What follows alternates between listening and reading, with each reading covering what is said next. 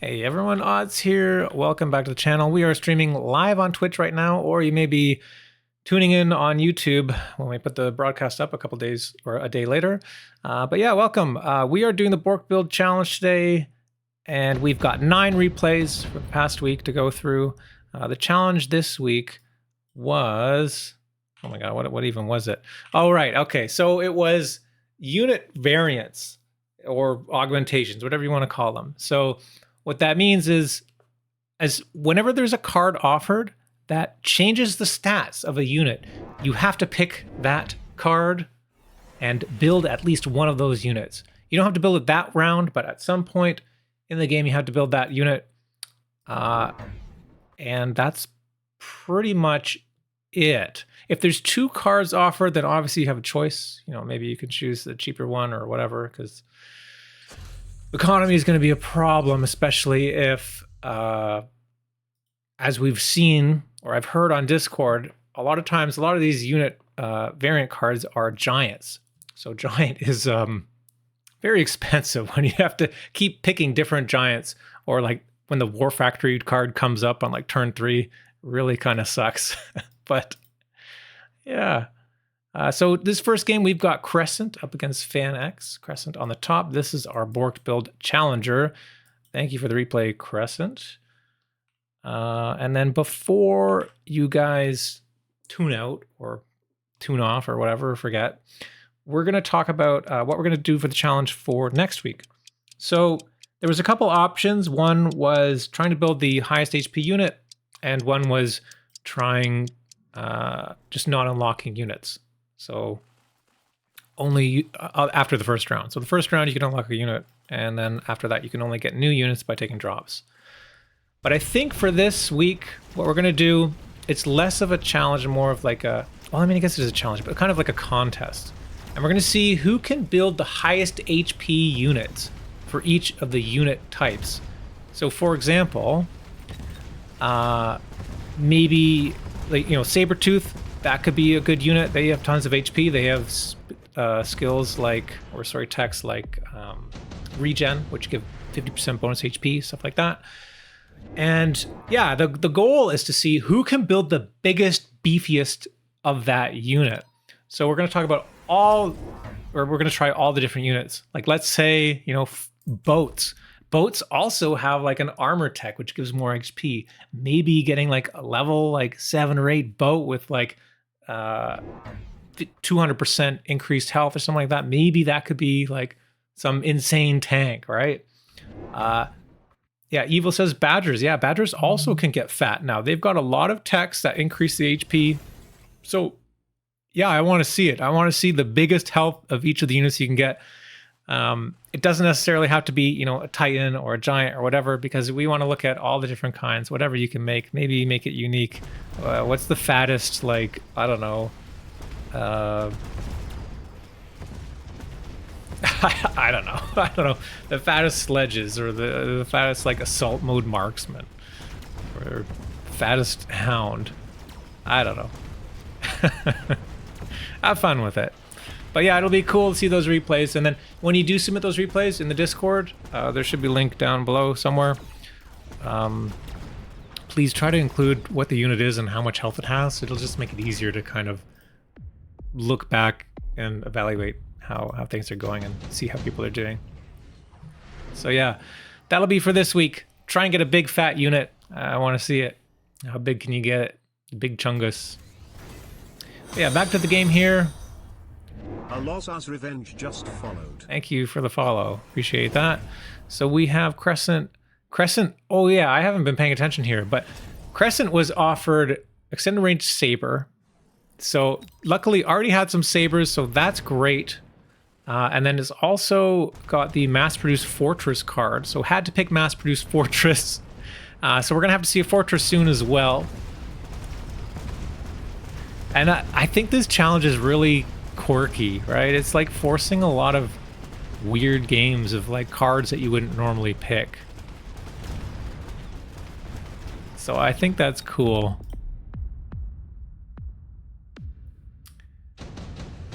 Aloza, gotta head out. I'll catch you on YouTube. All right, see you. Have a good night. Wasps. Yeah, wasps for both. Guys, we have 9 replays, so we're going to be speeding through a little bit, especially in the earlier rounds. So bear with me. And remember, Krescent is on top, and this is our current hero. So there we go. We've got the fortress. Nice. So mass-produced fort and extended range saber. What are the ranges? 100. And this guy's 125. We've also got extended range on the other side too, I believe. Yeah. And just 2 armies just crashing into each other at the same time. Hard to tell what's going on here. We don't really have chaff clear for either player. It's just a full-out brawl. Do have a lock on this saber. Oh, is extended range saber actually decent against these forts? Gonna kill them before they can get close. Oh! All right.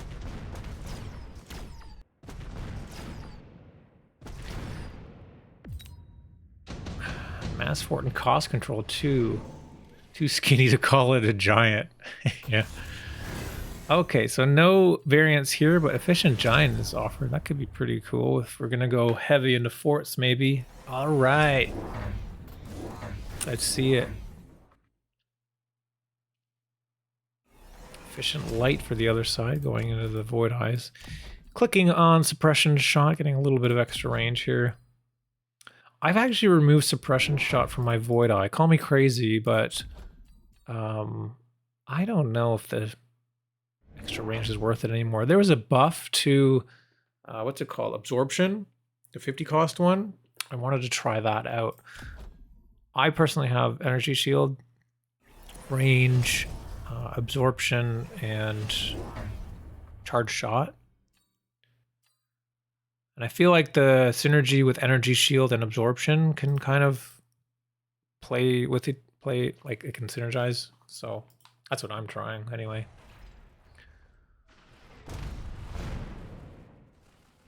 Evil says, I removed range. They just tank, all for defense and charge shot. That's interesting actually. That's really interesting. Okay, new round. We do have some Mustangs here now, level 2. They're able to clear those wasps. Wasps also have range.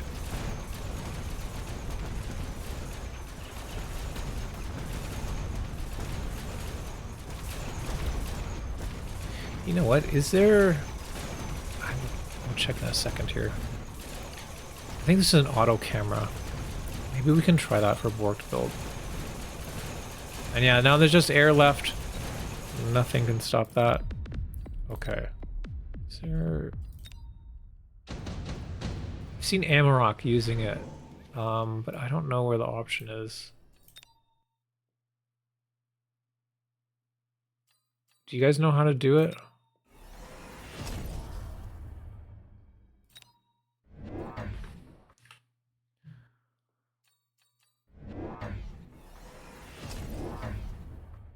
Do you guys know where the... Oh, it's in the UI somewhere?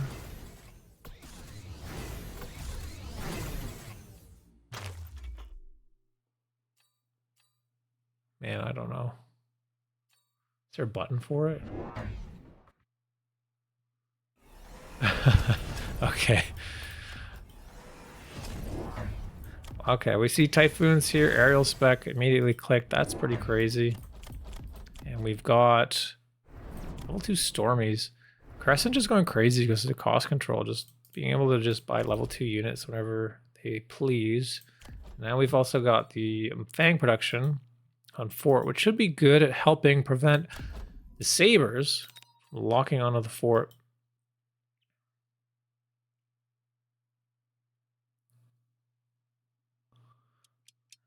Okay, so there's no... Rendash says there's no mode to do the auto camera in replays. If anyone else knows if there is a way to do it, you know, let me know in the future. Yeah, you're probably right.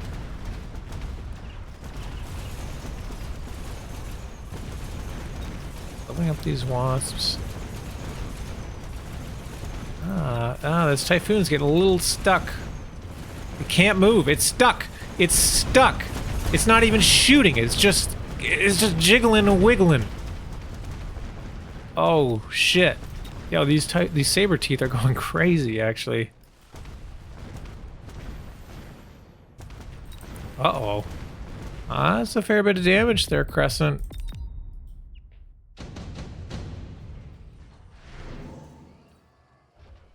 No more variants. Incendiary, that would be decent. Wow, only missile now on the Typhoon.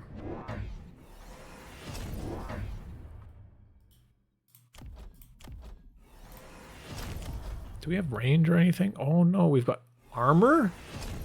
Dude, I don't even think I've ever seen armor on Fortress. Fortress has so many good techs.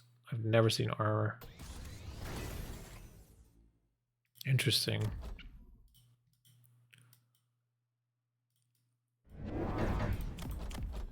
Vulcan? Yeah, I mean, you do need Chaff Player, so that'll help. What was Rendash just subscribed. Rendash, thanks for the subscription. Completely unnecessary, but I love you for it. You should have access to some animated corgi emojis now, so have fun. Fix the ad problem. Thanks.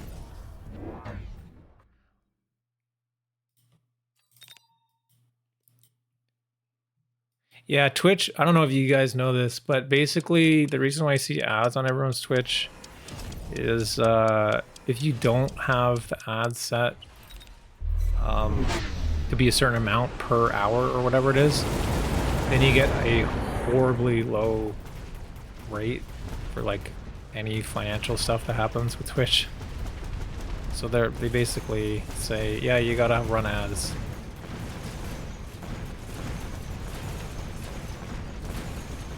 I mean, we're a tiny channel. We don't make any money here.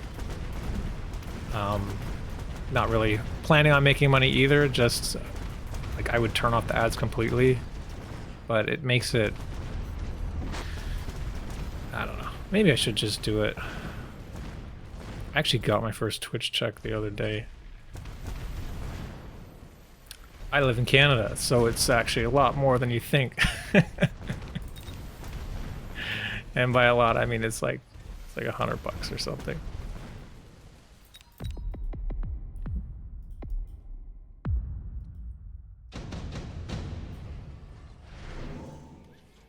Ooh, assault rated. We got the assault rated.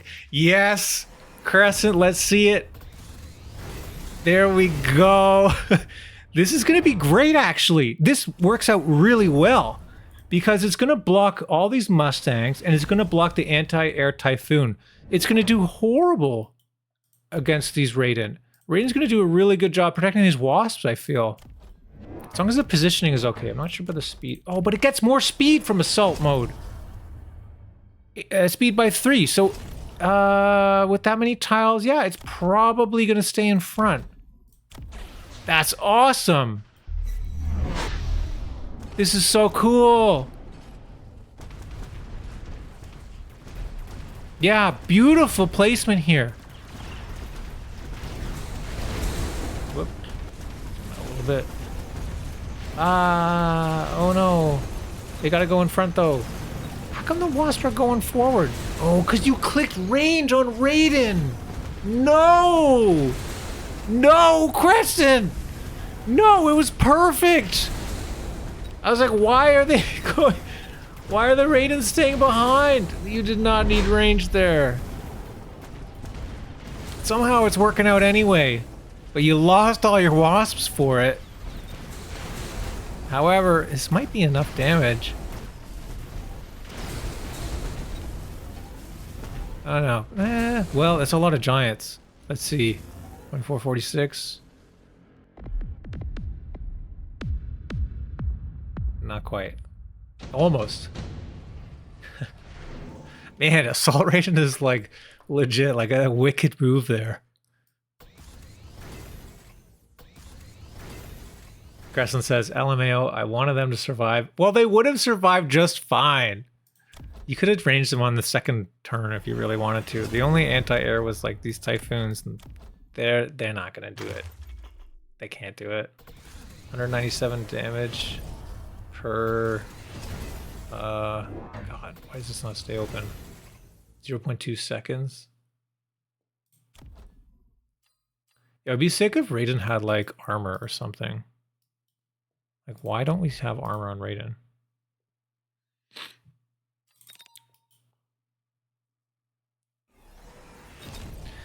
Can't remember who it was pushing around to assault Raiden with giant or air spec. If you're always saying towers, you don't even miss a deploy. Nothing can deal that much damage around 2. Yeah, that was me, actually. That was Odyssey first, and then me doing that as well. Yeah, you can do it with giant spec, you can do it with air spec, and you can actually do it with cost control as well.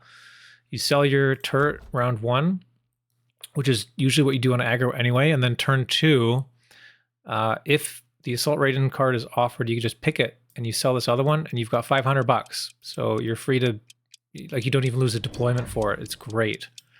You throw it at the front, and there's literally nothing on turn 2 that can deal with it. It's amazing. And it forces a response to your opponent. If your opponent is not giant spec, then they have to build like a melter or something, and it costs them a lot of money. I have a replay up on YouTube, probably from last week. That might be what you're thinking of. It's so good. Assault Raiden is great. Okay, whoa. Sorry, I'm trying to like zoom in more, and I'm sucking at it. Round goes off. We got all level 2 Raidens now, actually. Look how much they're tanking, though. Pretty good job.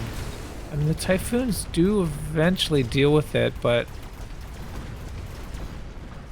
is this enough? Oh, there's a very scary saber here.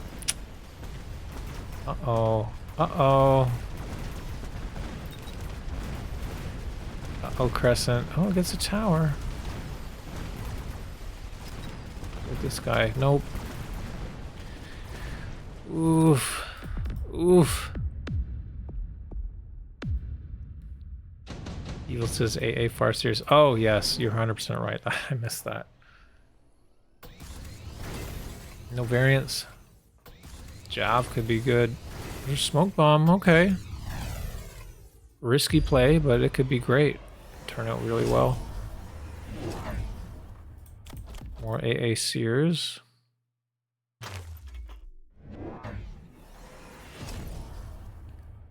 Rendash says you can sell the Raiden and just strain them. Exactly. It's an economy play. You don't tech the Raiden, you just have it to be mean.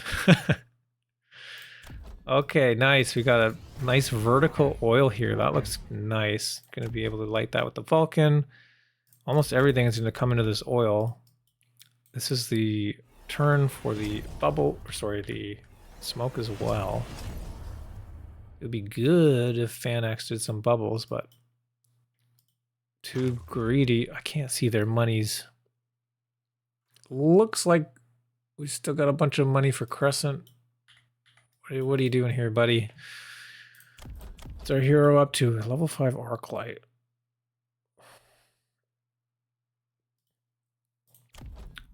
Fork. Okay, decreases the range by 10. So actually, this is at 105 range now, and the wasps are also at 105. So actually, by clicking fork and reducing the range, it might keep the Raidens in front of the wasps, which could be a play. And okay, we're just going abyss. We're just going abyss. That's the play. Sure, why not? That's a scary move into these Farseers. Very good smoke coming down though.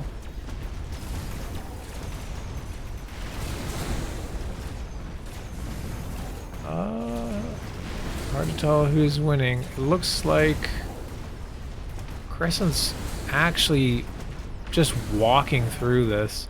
Oh my god. There's a lock on that abyss now, but is it too late? Also, right abyss has gotten a lot of damage done here from the Typhoons, but it looks like there's just too much stuff on the board, and that's going to do it. Nice job, Krescent.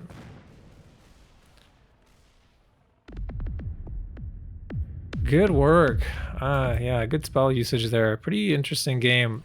I love the assault rate, and I think this was great. And it's funny that the fork kind of makes it go back into range. But man, oh man, I really wish you didn't click this button. That's my only criticism here. Cool game, fun game. Thank you. Thanks for the replay. GG. Okay, we're gonna go back now to looks like JDG.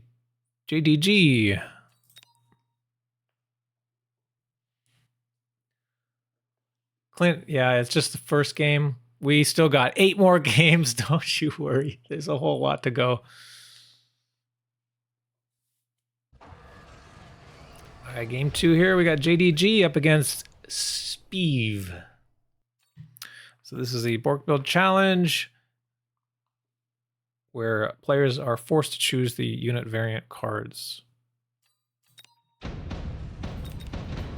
We will speed up because we have a lot to get through. JDG is our hero this game on the blue side, so on our side. Elite spec. That seems like it's going to be pretty difficult.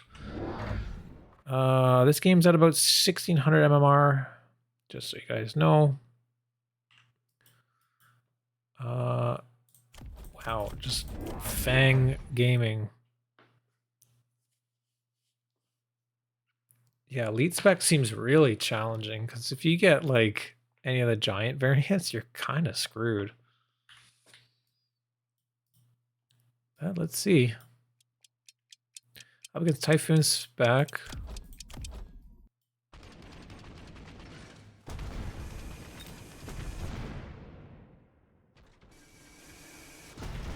How are these fangs gonna do? Oh, they're gonna get murdered by these hounds. Maybe. Ooh, they get so much experience for killing level 2s. Yeah, and this guy too. Okay, that one dies without getting a level. That's good, at least.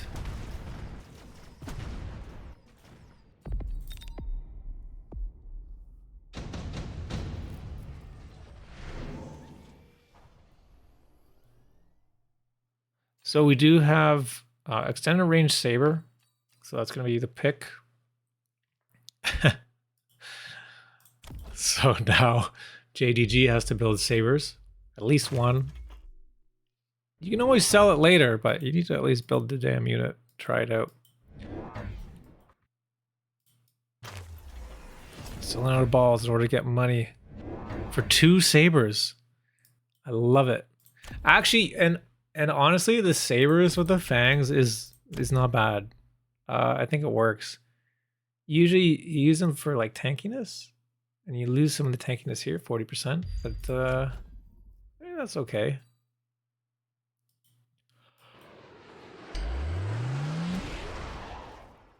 Is it gonna drive out? Leave the bubble. Leave the bubble. There we go. Perfect. That could have been very different had it not left the bubble. But wow, that's quite a lot of hounds.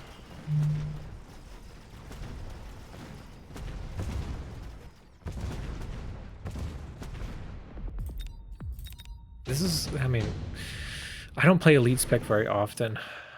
I feel like it's like you just deliver experience to your opponent. It seems hard. Wraith chosen. Yeah, okay. Yeah, probably picking Wasp would not be great because most likely, you know, if they get Mustangs to deal with the Wasp, it also deals with your Fangs too. So Wraith makes sense here. Nice little corner placement. Hey Odyssey, how's it going? Thanks for the sub. Z0 Dissy just subscribed with Prime. I want an Assault Saber variant for tanky tanks. That would be awesome. That would be busted, actually. Honestly, high level sabers with the field maintenance are actually like impossible to deal with sometimes. Range picked up for Hound. We don't have any levels though on the Hounds. What's going on here? We got just more sabers.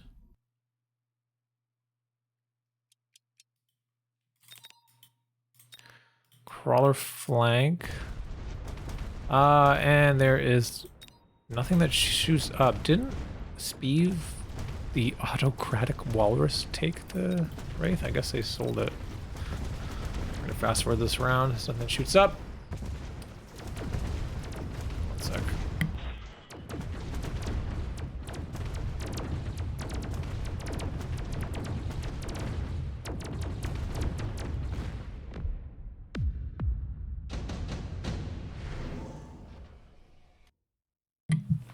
It's getting hot in here.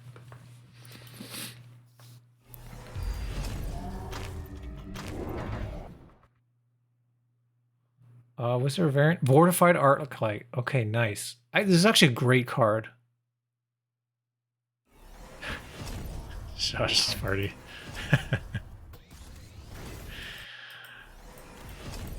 Nice. Yeah, that's Fortified Arclight on the edges here. It'd be. Oh man, it's too bad you don't have armor. That's disgusting.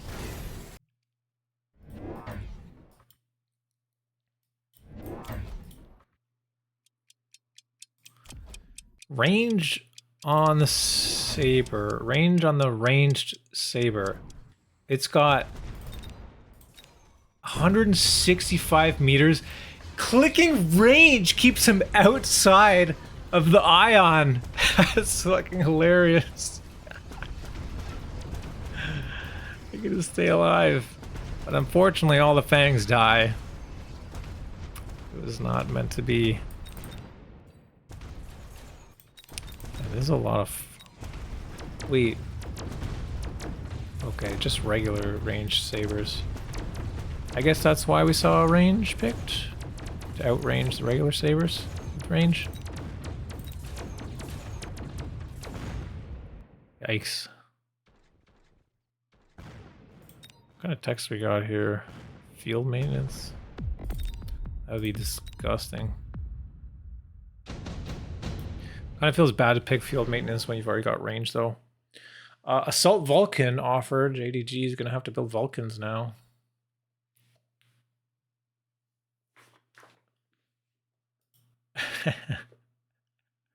I love it so much because the opponents are probably like, what is happening? Why are they choosing all of these cards? I've never played against any of these things. What is this? Fortified Arclight, Assault Vulcan, Extended Range Saber, just like happy clicking all the buttons. Like, how can you defend that if you don't even know what the heck they're gonna be doing? High explosive ammo, increased splash. That's an interesting tech for dealing with the fangs.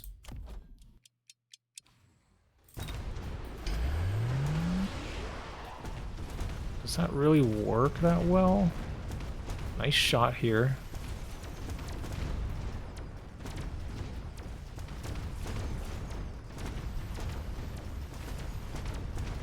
Odyssey says, I actually like the extended saber card. It lets you skip range. Yeah. Yeah, if you're going for range, like you know, double shot kind of sabers, then it makes sense. Often I don't want range, I want tanky sabers. It depends on how the game's going. This game, it's just, these sabers just trying to blow each other up as quickly as possible. So, extended range variant and range, which will outrange the regular range. How did these guys do? Yeah, okay. This Arclight is just like slowly leveling up as well. Rendash says, I like almost every variant card nowadays, just not all put together. Yeah, most of them have a use. I mean, yeah, most of them have a use except Strike Hound. I feel like that's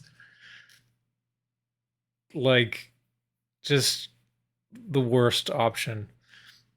I finally had that one game where I could pick Strike Hound, and I almost lost the game because I chose it. Felt not great. It technically worked, because it technically does more damage against armor. Since you're doing all the damage in one shot rather than over, what, 3 shots or something. That's how like long it takes. So less of it is blocked. But honestly, I don't know, feels bad.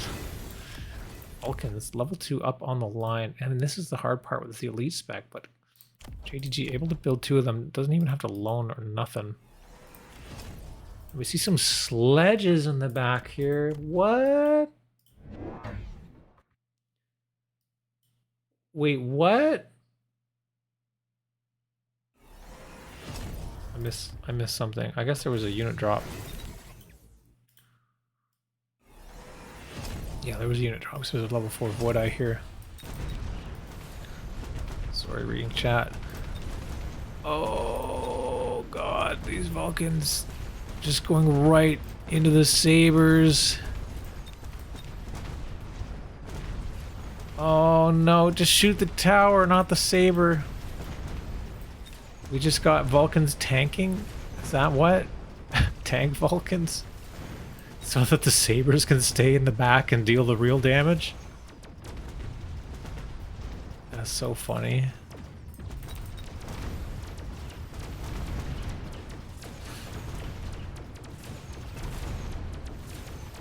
Krescent says, I destroyed my opponent's brains and my only played Borked this week despite having sent the replay day 1. That doesn't sound very good. If you only submitted the replay on day 1, did you never win another game? I'm not sure I know how to play anymore, he says. Fortified Overlord or Mass Prod Sledge. These are both options here for JDG. Mass Brew Sledge, you do get away with not having to build another unit. Like having to unlock the Overlord at level 2 and build it. But he goes for the Overlord. Sure, why not? Don't want to nerf these sledges in the back here. How expensive is this Overlord? It's what, 200 to unlock, 600 plus 400, so that's $1,200.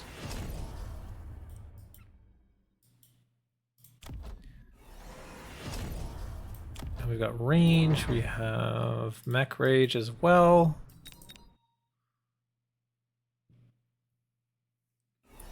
Mass Prod Sledge as elite, its spec is actually super strong, but it's pretty late for it, says Odyssey. Yeah, absolutely. I remember way back in the day, I played Mass Prod Sledge all the time. That was an amazing card. What is this? Typhoons? Oil.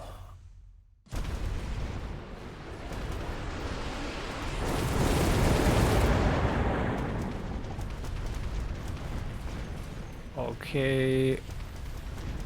Can we get good locks here? This Vulcan is dying. Oh! Oh! Right side! Left side! Everything's dying! Oh yes, the fangs have come online. Smashing through this. But you better not kill him. You still haven't built that Overlord.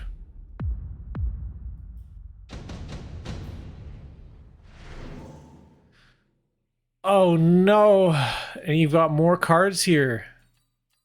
Uh-oh.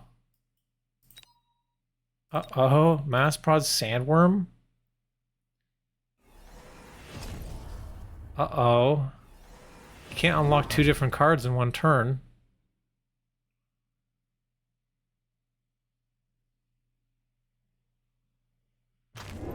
Well, if he wins... Disqualified. No, I'm kidding. It's totally fine. It's pretty difficult to do with elite spec. So... Well... We do have oil from last turn still here, and then we got the ion coming down, so JDG might not even win this round. We'll have to see. Oh no, don't put the double overlords into the ion. Yes, spread out, spread out. When it's turn for spells, you gotta spread out.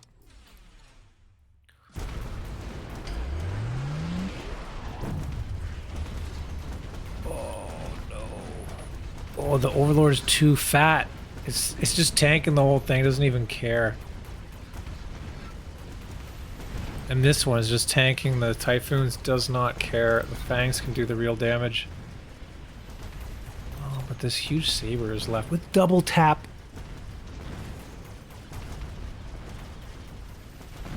It's all up to this Overlord. Oh my god, it's going to be level 3 possibly.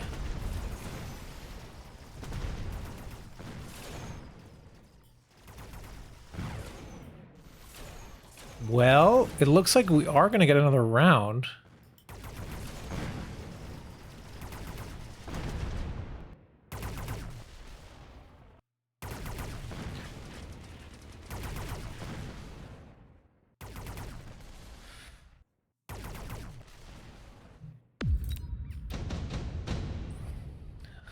All right. A elite marksman, that's not one. That's only level 3. That's not a variant. It's not an augment. So totally safe here. JDG goes for efficient giant. Absolutely great choice. Efficient giant with sandworm, with mass prod sandworm. Oh my god, look at this. So many variants. It's great. With the mass sandworms. Like, what are you even gonna do?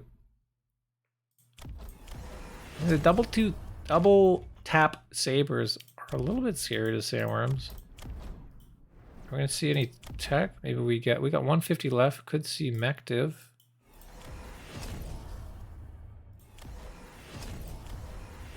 Lone range. What about beacon? Yeah, we do have beacon available. Speed. No techs.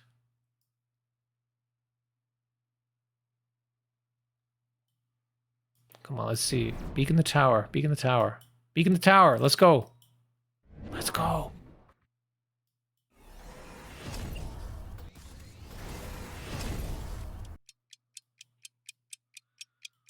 Where's your... Oh, Trixie. Trixie. All right, all right. Just going right in front of the level 3 saber here. Oh my god, just got slapped. I don't know about that worm deployment. Oh, but you I guess you buy enough time to get that tower. That's good. And now, Fang Gaming can sweep up the rest. Nicely done. That should be it. All right, congratulations, JDG. Great replay. I really don't think we're going to see anyone else do this with elite spec. I think that's quite a challenge. So well done. This was also really funny, having the range, extended range, in order to outrange the regular range sabers. It's kind of wild. Yeah, well done. Good game. Thanks for the replay. Next up, we've got Evil, I believe. Yes. Okay, Evil says, sub balls, mass rhino, assault raiden, a whole bunch of stuff here. Most interesting part was the opponent's tactics. Okay.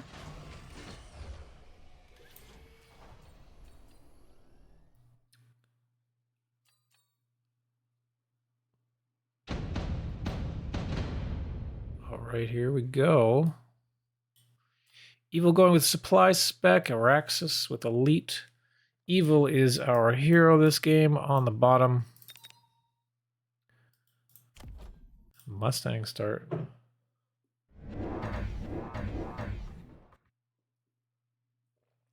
Now I'm shy about my game. That's not so great.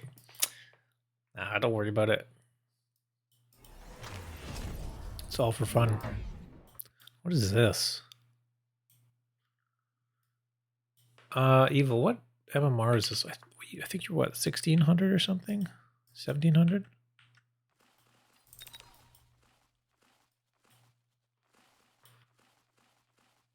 $1,400. Did you go down?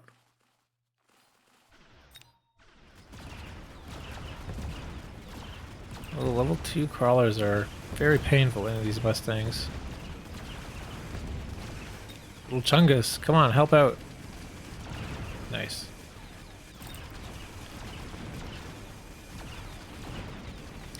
Wow, gonna actually win this round.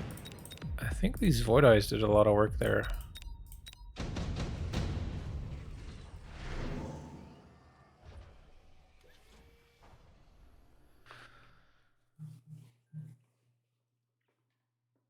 Unit drop here. Arc? Level 3 arc? Yeah, okay. That'll help a lot with these crawlers. I think that's a good choice. What the? Okay. Void Eyes. Hey, you guys see in the new patch notes there's going to be improved Void Eye? That's going to be busted as all hell. If you guys think Void Eyes are broken now, oh my god, just wait and see. I think that's an insta-pick.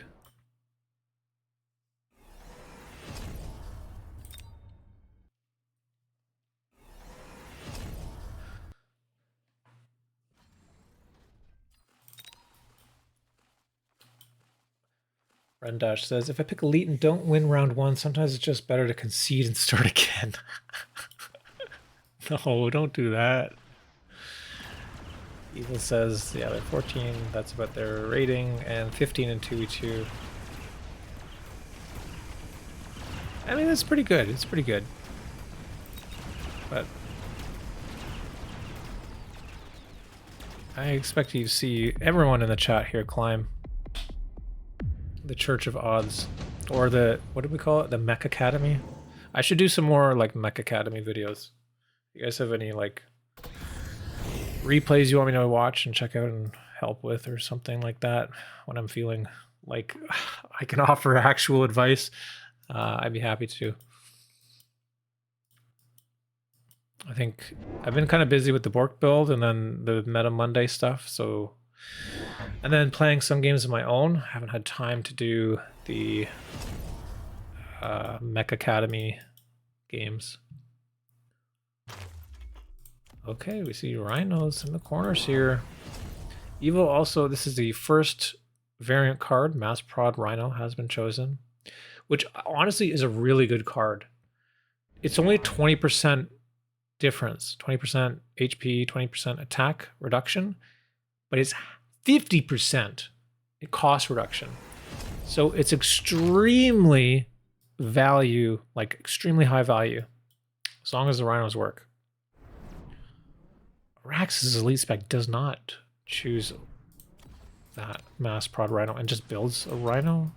Or no, that was from the drop. Or no, they're rhino spec. No, oh my god, what is going on?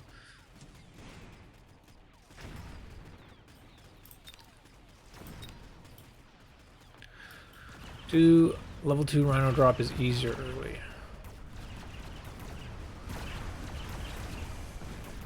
This guy over here just punching everything. Looking good on the right. We also saw a charge shot taken for Void Eye, which should be really good in dealing with this rhino. Oh my god, I just realized he's got the anti-interference module. That's so good.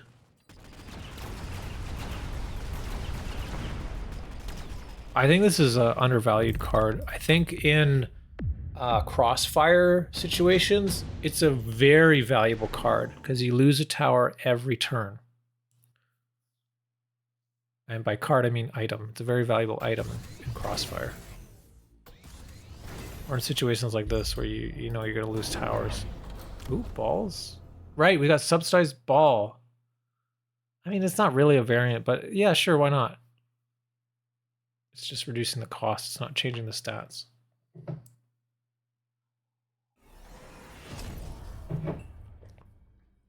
That's, I guess, the difference between mass-produced changes the stats, but subsidized just means it's cheaper. Kind of weird, right? Why don't we have mass-produced steel ball, where it reduces the stats of the ball and the cost?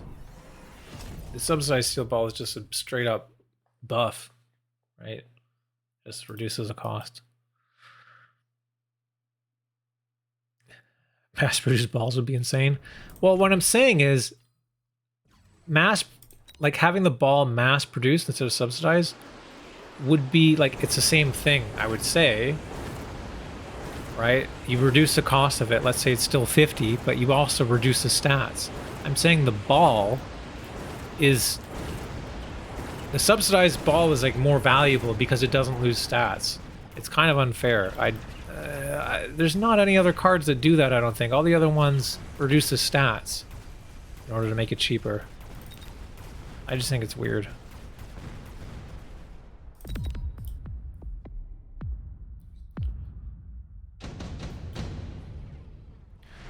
So we're gonna need to see range soon on those Void Eyes, I think.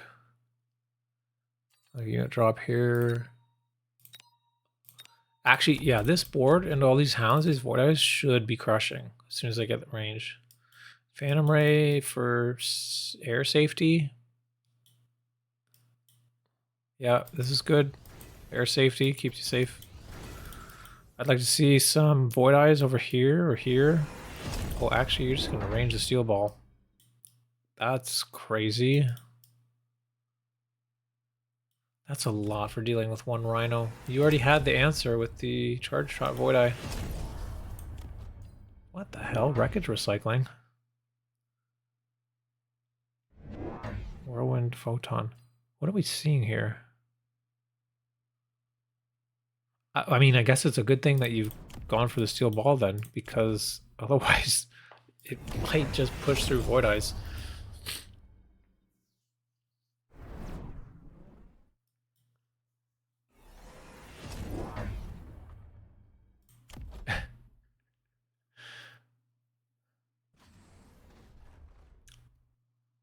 Active and you get a whole crawler pack and the pack for 100, yeah.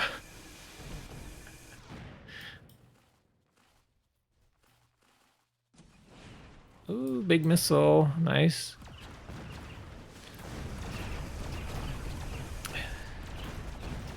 Evil says the ball is just a transport for the crawler. You're absolutely friggin' right.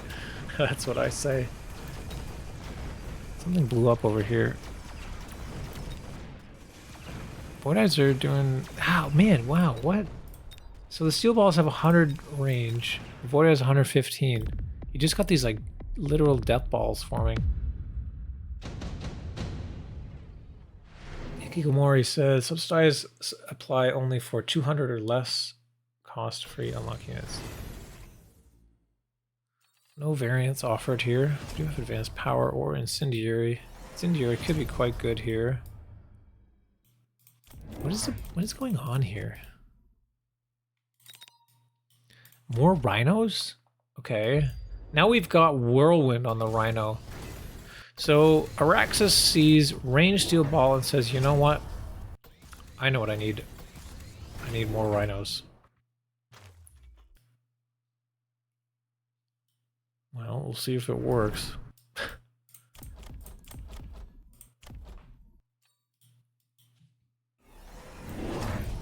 Selling out of the rhino here.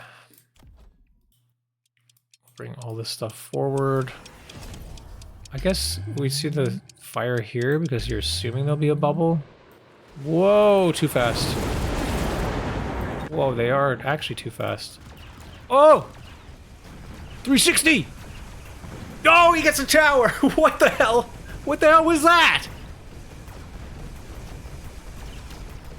360 no scope, just knifes the tower.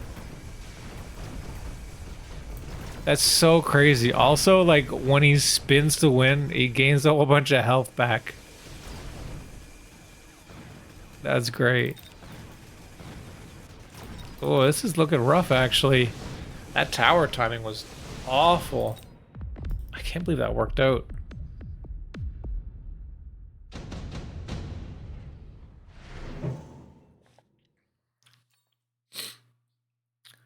Assault Stormcaller. Evil's got to do... What? No, you messed up, Evil. What was that? Where's the Stormcallers, dude? Oh no, you missed one. It's okay, we'll let it slide. Shame, shame in the chat.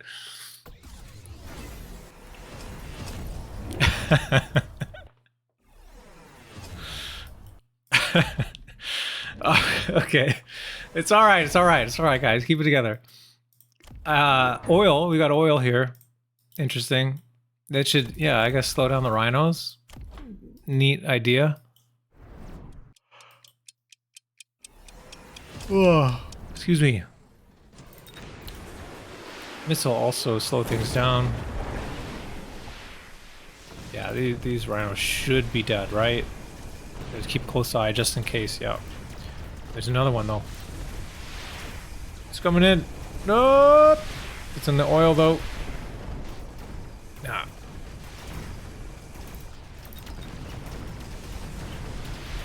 Okay.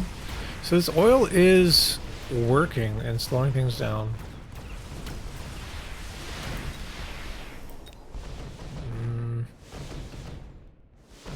It should be fine here.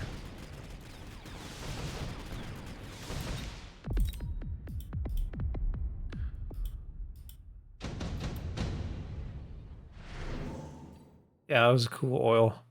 Redeploy could be good. I mean, all good cars. Mustang production, laser sight, all great. What? Okay. Araxus takes redeploy. Redeploys a rhino. Back here, it looks like. Now we got range Mustang. You know, range Mustang great against the armored. No, I'm kidding. Range Mustang should help against the armored Phantom Ray. Oh my god, oh no. Do we have armor on the hounds eventually too? No, okay. Well, Mustangs will be good against the hounds.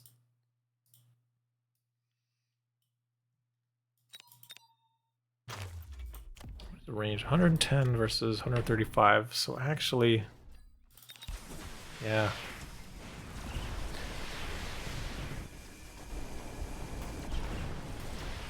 If the hounds get in, they're gonna shred them. Okay, left side, yeah, ball's locked on. I mean, it is kind of interesting. So you have the ball at 105. Oh wait, that was a 85. 135 ball goes in front of the Mustang. Keep them alive, but like,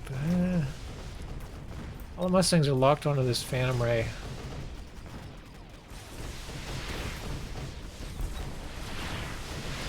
Now it finally dies, but now they're locked onto another one.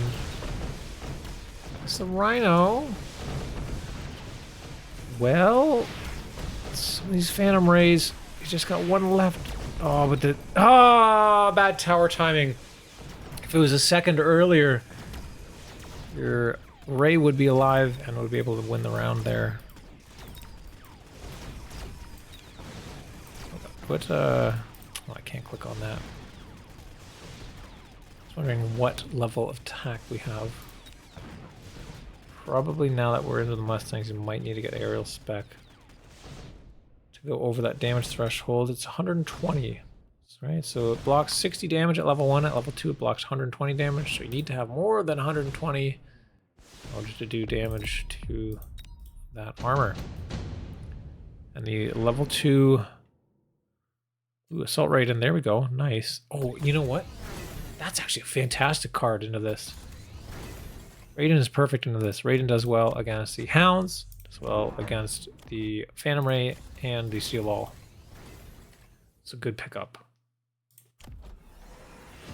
Steel Ball, nice. We've got the Mech Div unlocked, the Crawler Transport mode.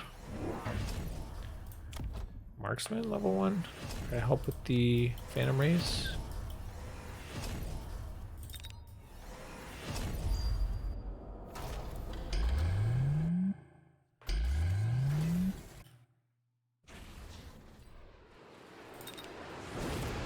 Good bubble.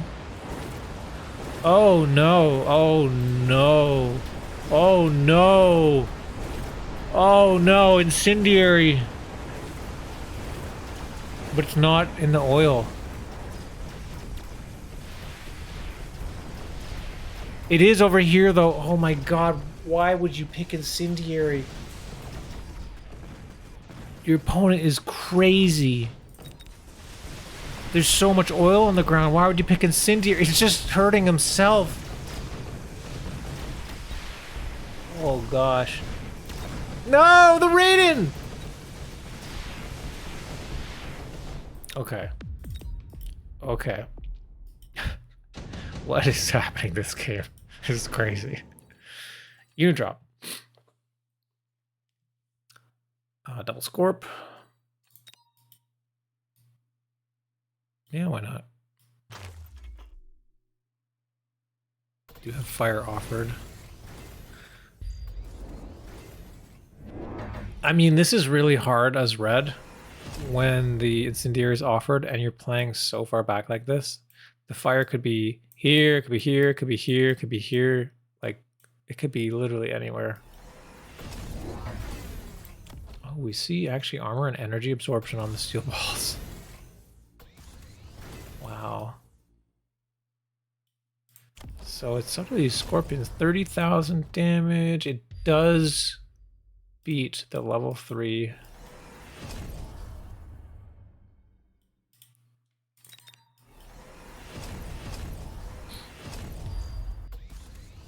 Nice oil, okay.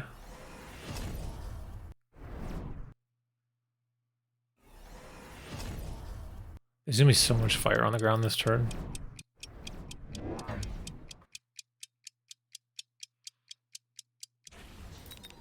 Also notice the elite marksman. Oh god! Everything's on fire.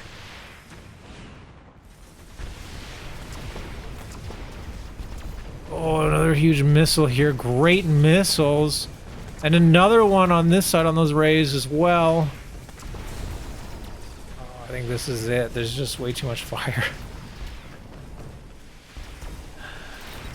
Nice. Yeah, huge damage there. Well done, Evil. Good job. Needed armor on hounds. Yeah. I think actually, legitimately, in the sort of like fire badger meta we're in right now, I think armor on hounds is actually pretty good. But yeah, this is well done. Only thing sketchy, I think, was those Mustangs going into all that armor. But you found a way to make it work. And I love this sticky oil. That helped a lot in dealing with in slowing down the game, right? Your opponent was just crashing into you, whatever. And, you know, advanced power system and taking like temp speed. Actually, they didn't this turn. But the oil really does do a lot to help that. So, well done. Very creative. Nice game. I will ignore the fact that you missed the assault Stormcaller. That would have been fun, but okay. All right, Krescent, we'll see you later. Next we've got, well, we can do YuBan versus me. This was a game that we played on ladder, and we both went for the Borked Build challenge here. This was a funny game.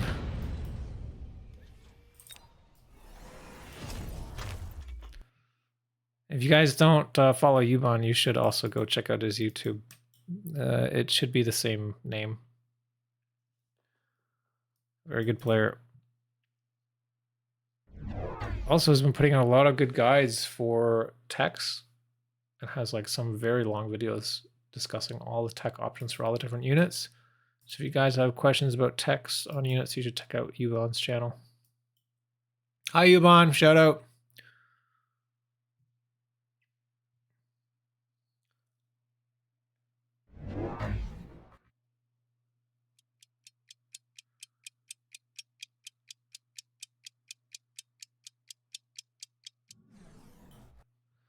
All right.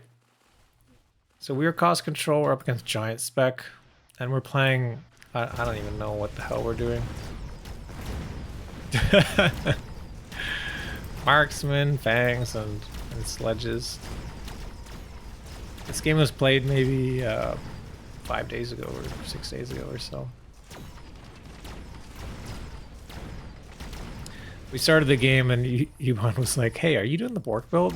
It's like, no, but I can. So, okay, so we had a mutual agreement here. Assault Fortress. We're both going for the challenge this game. We do also have another replay from YuBan later that we'll see. I don't know why it took me so long to choose that.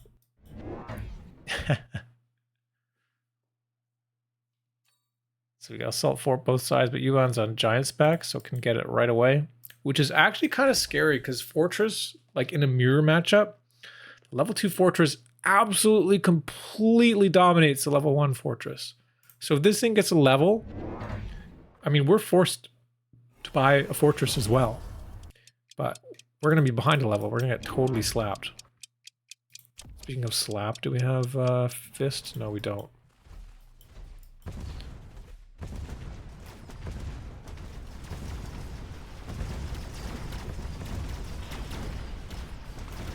Can this marksman kill the fortress?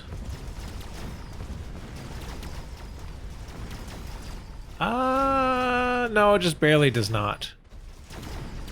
And now the walls get in the way. It's so annoying. Wait, he's got a lock. Oh, he does get that one shot. Now we get the tower.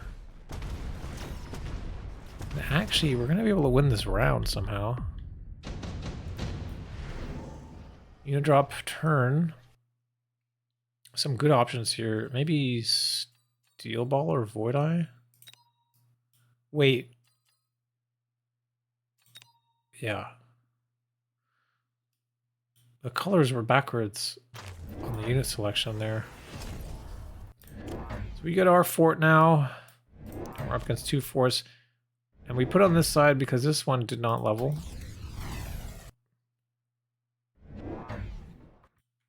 What am I listening to?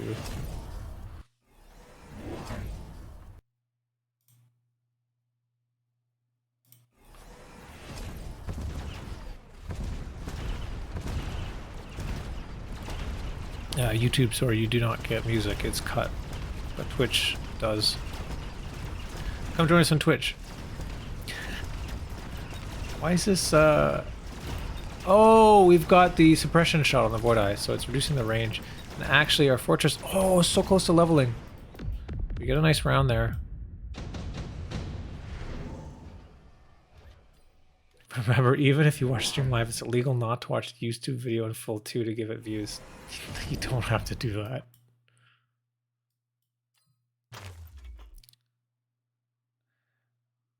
Okay, so we had strike hound offered. So of course, we picked the strike hound. But this is actually an economy play because picking strike hound is free and a hound is only 100 bucks. So we don't have to get melting points. It would completely destroy our economy. We're not giant spec, but YuBan is. He can get a salt melter. But we thankfully had an out and could get the strike hound. We pick up range on our fortress. And we just build up our chaff here. And we see this melter and I'm like, oh god. Of course it's a melter. Oh, but we... Oh my god, that Void Eye just saved the day. The Void Eye shot the melter and it had to get closer because of the suppression shot. And that bought enough time for the fort to kill it. Which then gives the fort a level. That's sweet. Extended range Phantom Ray. That is a requirement.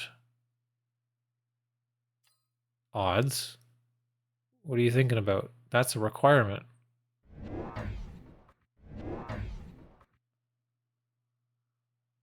I think I was busy chatting. So we got our Phantom Ray. Level up our Void Eyes. They actually did great against that melter. We got the level on the fort as well. Looks like YuBan now putting some pressure on the right side. We're going to build up our right side now.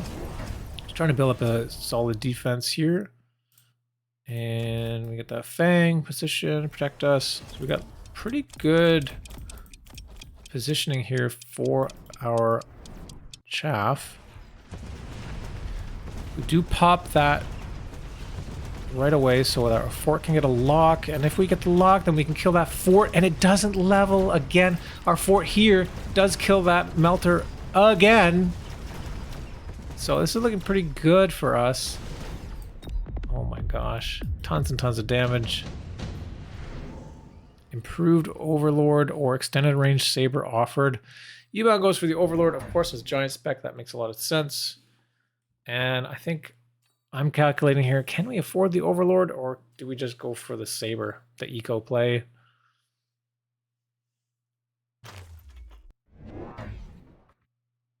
I think saber makes sense. Yeah. We might be able to get a good shot on something, maybe. Yeah, looks like there's a tarantula over here. We can get just in range here with the extended range. And that's going to help. We just need the one. And on the right side, looks like YuBan's going crazy on this Overlord. Are we even going to be able to defend this? We've only got 3 marksmen and 1 phantom ray. Can we even stop this? Really good beacon here too. And we do have energy absorption on the melter. Shield does block a bit of a missile there. Nice shot on this tarantula. So we do clean up the left side pretty well. Right side, we don't have really any chaff clear. Not very good anyway. So actually all of our stuff is going to die. Left side's looking good, but right side we're getting crushed in. Nice missile. Oh man, okay. What is going to happen here? This big fat fortress. Oh, he's got range, so we can just kind of shoot things down. Oh, we turn around. The phantom rays, actually with the range. Oh, no, that one gets targeted. But the other 2 are staying back behind all the chaff. And actually, oh, we get the tower now. And you know what? I was chatting when this game actually happened. I didn't see how we actually won that round and won the game. But that was completely because of this extended range phantom ray. It increased the range by 30. It kept our phantom rays alive, so we were able to kill that Overlord. That's crazy. It actually had a big impact. Ah, cool. Okay. I mean, that's my game, so that was fun. I don't have much more to say about that, though. I like watching your guys' replays more. Next, we've got NicILL.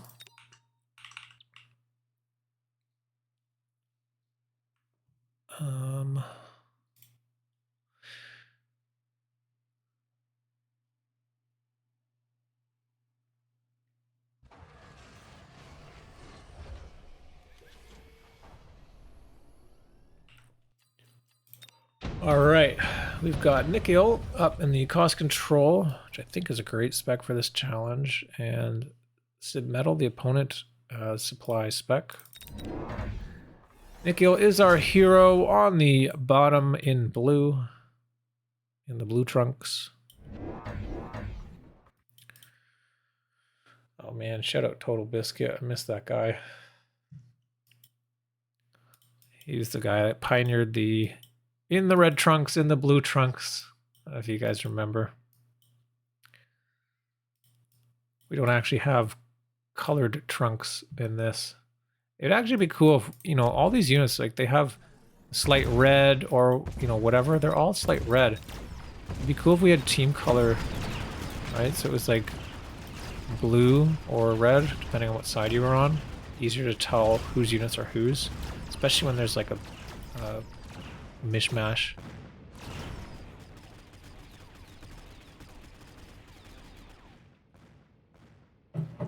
I know it messes up some of the skins, but the skins wouldn't be affected by the team colors.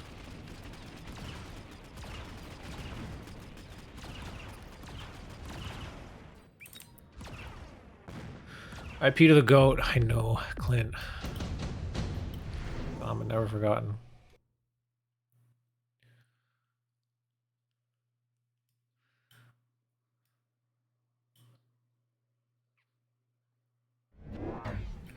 think Total Biscuit. Yeah, he was one of the, like,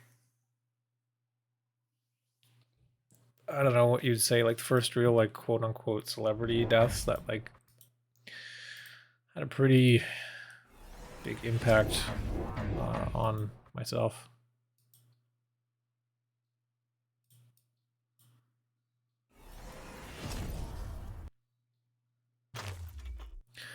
So, still no cards.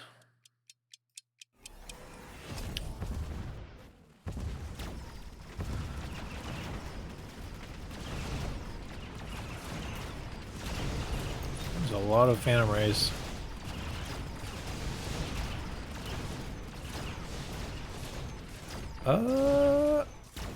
Okay.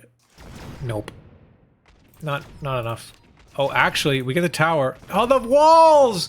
The walls! You lose the tower. Oh, now this guy's stuck on the walls. Bear, like, please. The turrets are whatever. Leave the Chungus, sure. But take away the walls, please. Assault Raiden. Hell yeah. Assault Raiden. Right away, turn 3, Assault Raiden. Let's do it. This is actually kind of good. Kind of good into this. Gonna do well against the Hounds, do well against the Phantom Ray, and it will have enough life that the marksman will take. Like, let's see here. Level 2 marksman has, you know, less than 5,000. It'll take like 45 shots. Sorry, did I say? Yeah, not 45. 45 by 5 is 9.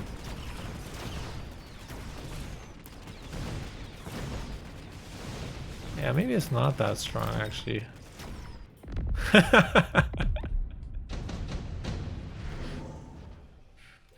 Improved War Factory, of course. Having to be chosen for NicILL.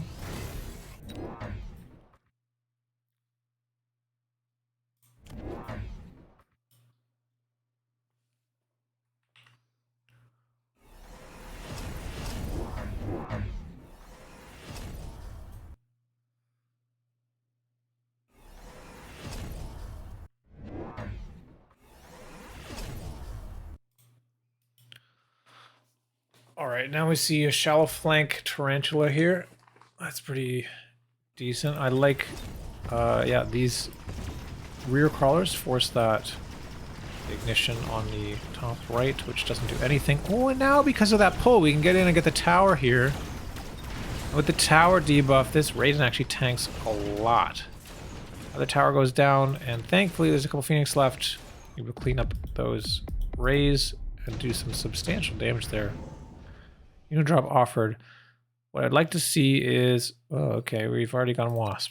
Sure. I was going to say we could see like a sell of the unit. Usually a unit drop turn is a great turn to get money, right? You can take a unit and sell it, get a bunch of money, and then buy that improved war factory that you're looking for. Pop it down right, you know, right here, right here, right here, and just go ham into this tower. Look at this. There's so much crap over here. This would be a great war factory turn. But we do see wasps come down, and we see range on Raiden. All right. 100 meters, and then shield on those wasps, which can help it stay alive. But it is armored, so... Oh my god, you know what? You get the tower here, you get the left tower. I'm actually able to just walk in there and kill everything. Wow. I was gonna say, doesn't the range reduction, like, kind of suck? In that, you know, it's 50 meters. It's quite a lot. So adding range here, yeah, you're only at 100. Is that really enough? Range only has 40, so it's still 10 meters less than it would originally have. And we got range on Void Eye.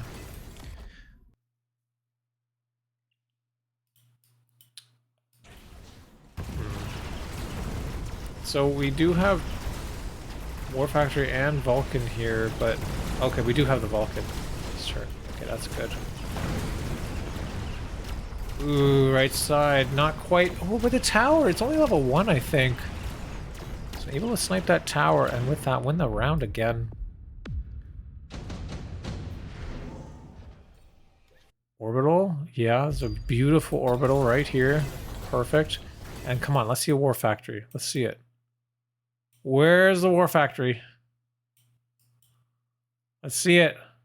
Sell this Vulcan, you don't need it. Yes.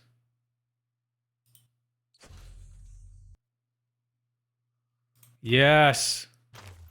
Improved War Factory is 40% more HP, attack by 15%, range by 10, decreases attack interval by 0.2.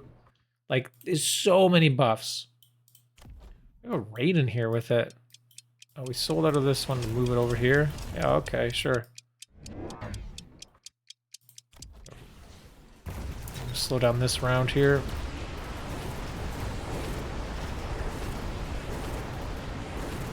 Oh, left side, this Raiden just getting locked on right away.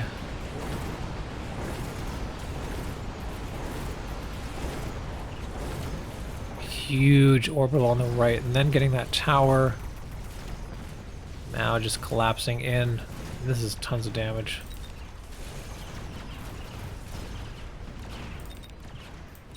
Do have a level 2 tower over there this time, but yeah, that War Factory. You know, it didn't do as much as I would have thought, but it did enough. Well done. Good job. Nice on Nick. NicILL, the illest Nick. Yeah, you had too much pressure here on the right. Opponent not able to keep up. Like, what is this marksman stuff? What is this? I think they were they didn't know what you were doing. I think they were reacting to that Raiden. Not sure what to do. Well played. Improved War Factory really shines with Overload, in my opinion. Yeah. No overload on the bar. We have Production Factory. I'm not sure about photon coating. I like to take photon coating from, you know, the Farseer or the boat and just let the War Factory have. I'd swap that out for overload in case you need it. Hey, Rendash, you're up next. Thank you for the replay, NicILL. Well done.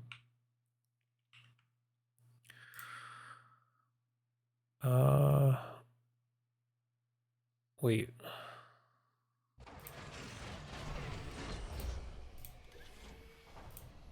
Am I missing a game? I might be missing a game. It's okay, we'll do this one. I'm seeing that there's a replay from You Have to Believe, which I did not see.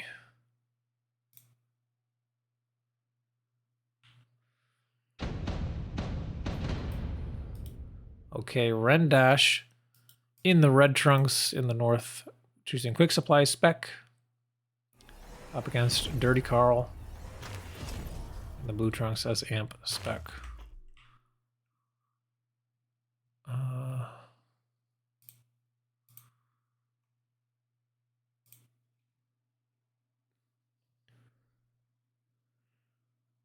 no, we do have that. Okay, so that replay is in the wrong order. We do have that replay. It'll be next. We're good. It's all good. All right, so aggro start. We got this little staircase action with the hounds here from Rendash. Do we have a note from Rendash? Let me just double check here. Rendash says, absolutely stupid 12-round continued headbutt, mass Phoenix assault raid, and mass sledge. Okay, looking forward to it. One boss Vulcan versus one boss Melter all game, sanding and slugging range. All right, this is going to be a true headbutt. This one's around 1600 MMR. Thank you for your MMR donation, Rendash. I see you lost like 200 MMR doing this. I'm sorry. I apologize. If... I was gonna say... No, I won't. I'm not mean. I was gonna say something about me losing MMR means everyone has to lose MMR, but I'm not vindictive like that. It's like, seriously, guys, you can play casual mode. It's okay. Rendash goes Mass Prod Phoenix, which is legitimately a very good card. 100 cost Phoenix is amazing. Look at this. Left side, 100 cost is going to completely shut this down. I mean, you might need a little bit of shaft clear, but if you put one hound over here and one of those Phoenix, amazing. Ooh, big missile. Oh god, this is that Vulcan, eh? The Smamp Vulcan. But gonna get the air cheese this round, so that's okay. Yeah, I feel like the Mass Prod Phoenix doesn't feel so bad either if they're shooting, you know, hounds. Hounds have 897, 82,000. It's only overkill by 50%. Not so bad.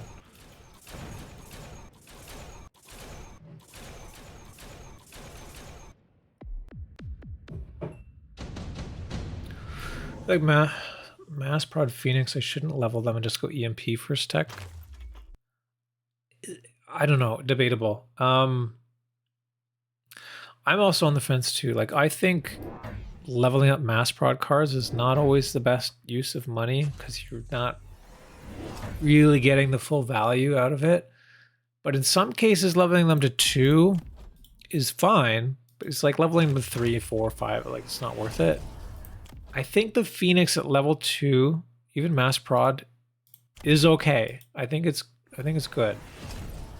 I think there's some breakpoints and stuff that it helps with. I'm not sure specifically, but unless you have charge shot, maybe yeah, you have charge shot, then maybe you don't need it. I don't know. I'm on the fence about the level 2 Phoenix. I think it could be okay. Some other Mass Prod cards I'm not so sure about. Nothing really past level 2. JD Howard, first time catching live. Usually have D&D on Tuesdays and Wednesdays, but my sister is tired. Oh, nice. I have D&D on Wednesdays usually, but this week we pushed it to Friday. That's usually why I'm not doing any of the midweek tournaments or anything like that on Wednesday. How long have you been playing D&D for? How long is your campaign? I bet you ours is... Well, I won't bet you, but I've been in a very long campaign, this one.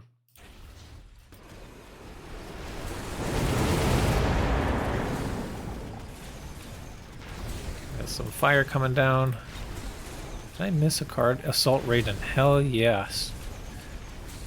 The Assault Raiden getting in front of the Phoenix, so able to tank. That's awesome, actually. It works really well. I'm hoping that the Assault Raiden card is like actually, like, you guys are seeing that it's kind of valuable sometimes. It has uses. It can be picked. Heck, it can be played.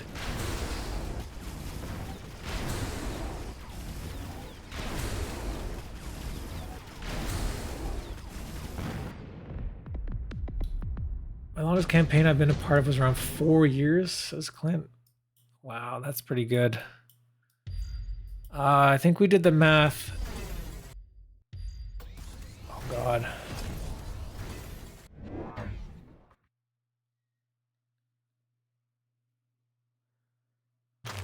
This one started shortly after the pandemic, I think, so... yeah, it's about probably about 4 years now. I can't remember exactly. 4.5. It's been quite long. And with no sign of ending anytime soon, it seems like. We just got like another big quest or whatever. We'd also played a few campaigns before. I actually DM'd one before. It was a lot of fun. But I felt like Hey, you know what? If I'm gonna learn all about some imaginary fantasy world, I'm gonna learn about the here I'm gonna flash my turbo nerd cred here. I'm gonna learn about Lord of the Rings, and so I did like a whole bunch of like Middle Earth and whatever like research, and I got a bunch of books and stuff for a D&D campaign set in Middle Earth, and then I ran a Middle Earth campaign, which is pretty cool. If you guys are into Lord of the Rings, I can show you my Lord of the Rings keyboard I built.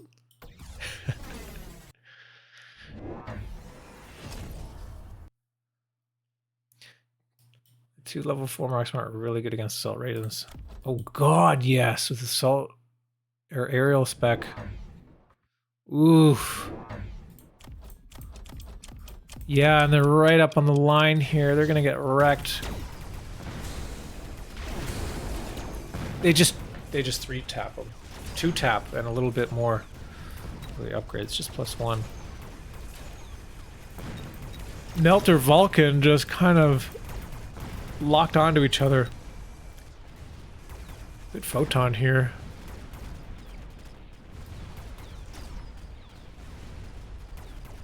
Yeah, that is a rough drop. Unlucky. Or like, what the hell? 80 Howard says, Code hobby started mid-2021, 1-3-ish years, Tuesday. Nice. What level are you in D&D? I can tell you. I am let me see here.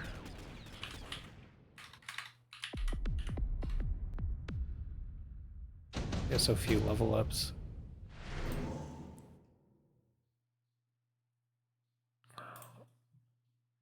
Hang on, just loading up my character here. I'm a level 16 artificer. Rock gnome artificer. Named Ori. I like to blow things up. Currently, we're on our way to blow some stuff up. Actually, no, we got sucked into some abyss. I think it's called the Abyss. So 88th level of the Abyss to defeat some demon king guy. And I'm gonna blow him up. Anyways, no new cards here, but I like this. So we've got the Wasp now to tank for the Raiden. So it looks like, yeah, these marksmen are gonna hit the Wasps first now, which is great. We might want to see Energy Shield come out of them soon, and we also have level 2 Melter. Very good, very good. Oh man, but these fangs are also right in front of the Wasps. These level 2 fangs are actually going to destroy these Wasps very quickly. But at least Assault Raiden should live for another couple turns. We have this annoying move here. Anything else interesting? Okay, I want to watch this here. See the lock-ons. Nice EMP. The EMP stops that. They still get the lock, but they don't get the extra damage. Whoa, left tower.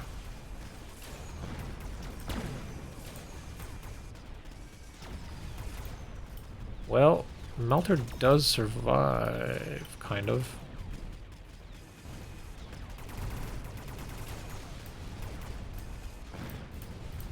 Why can't I click on anything? There we go. What? It said Raiden. I didn't click on Raiden. Okay, good tower. This will help a lot. Should get a lot of XP on these Mustangs. I take that back. Round 8. Elite Hacker's not a card. It's not necessary. Just barrier. Nice. Yeah, barrier on the Melter. That's great. Good choice.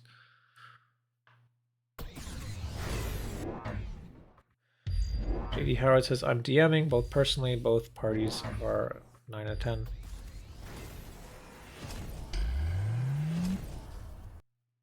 You mostly want the Raidens to break the shields. How are they good at breaking shields? 6,000? Shields have 40,000. I guess they do help a bit. I mean, they are the only thing here that really helps. Plus this EMP probably helps a lot. The shield. Oh, that shield is... yeah, it's not dying. Not nearly as quickly enough. Left side, you do fix that flank, so you're able to take care of that. Got a couple of balls coming in, though. I'm just trying to pay close attention to the right side, but... do get a lock finally. Yeah, this Vulcan... hilariously enough. Okay, so the Vulcan is just locking on to the melter every round. So the melter, like, doesn't care. It can totally tank that, no problem. Now we have a bit of the crossfire. We're getting the second tower is usually often better than the first. Thankfully, kill those balls before they get the level 1 tower, and nice. Gonna win this round. Look at his oil. It's 36,000 in the first volley. They hit shield 3 times. It's just a boss slugfest and their cronies. And yeah, this is what's really gonna help. Charge shot Void Eye. This is a great pickup because that's gonna help round out the damage here. So you have like a single target damage. You also have more DPS just generally with these guys. Phoenix are like are okay damage too, but like Void Eye is like quite a lot.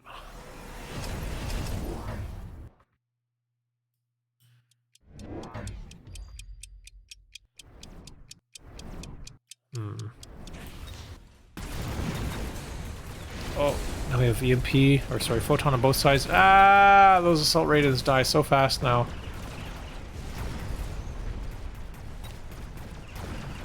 Melter, oh, he got that marksman. Getting decent locks. It's kind of dying. I want to see energy absorption. Try and keep that thing alive. If I think the melter stays alive, then you're gonna smash through this.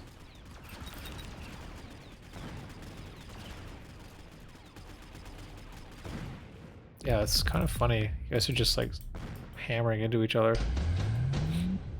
But the thing is, your board is a little bit wider. Ooh, orbital. Advanced shield is also a really good option here.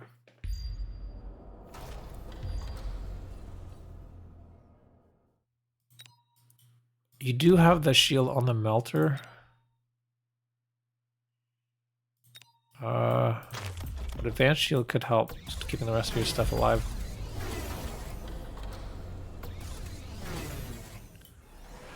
But it's hard to say no to the orbital. Okay, we've got armor piercing now.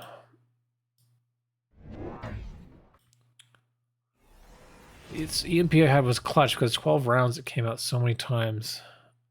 Yeah. Yeah, I know. Here it is again, just crushing that shield. It's perfect timing with the orbital because you're gonna just kill that orbital instant, or sorry, the bubble instantly. Even so much that apparently you can oil it. This has gotta land, right? For sure it's gonna land. Ooh. You need something in front. Oh no.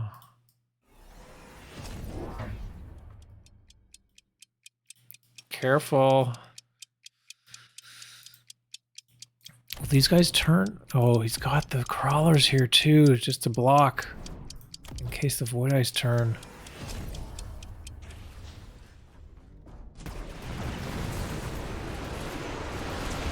Okay. Oil does go down. And on the left side, the balls... No, they don't make it. They don't make it. It's close.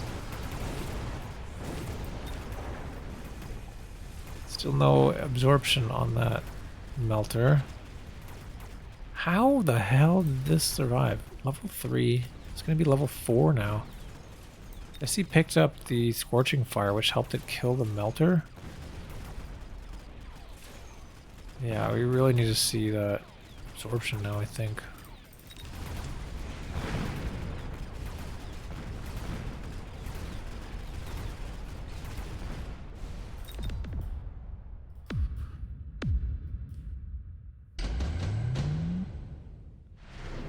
Oh, Rendash says armor hounds. Yeah, it looks like armor hounds. It's pretty expensive, but... Yo, this one got 27 damage, 27,000, 28,000 damage that round. Just this one, not for some reason.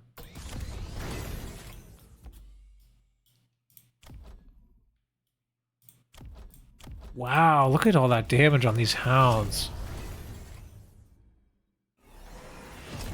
Armor piercing Mustang now. Are we selling out of the Raiden? So you sold one of them.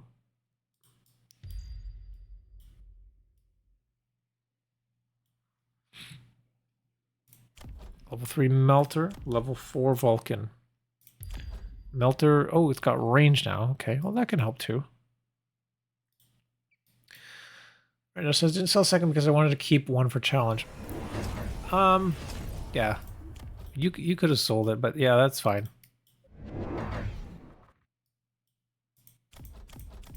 I just wanted to make sure people actually use it and not just like build it and then like sell it the same round or whatever. But you can, oh, you did sell it, but then you brought it back. Not sure. It's okay. Wait, what? Where the, oh, the flank Raiden. Okay. The flanking Raiden. Why not? Flanking assault Raiden. Gonna pull some of these Mustangs. Oh my god, I don't even know what's going on.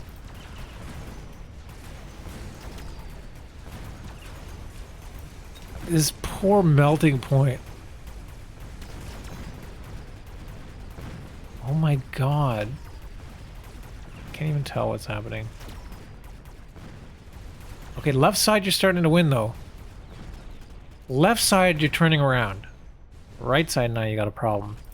Which is crazy that this Vulcan is just like outpacing the Melter. How much life we have? Ooh. 477. We're losing. Do you get a unit deploy War Factory? Yeah! War Factory. How much would you hate Mechabellum if you could fit a War Factory on the flank? Huh? Would it make you uninstall a game?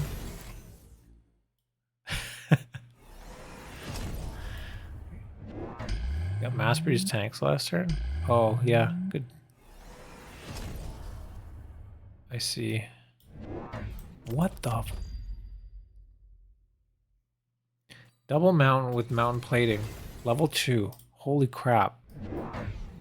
This can't be stopped, can it? 200. How much does this block?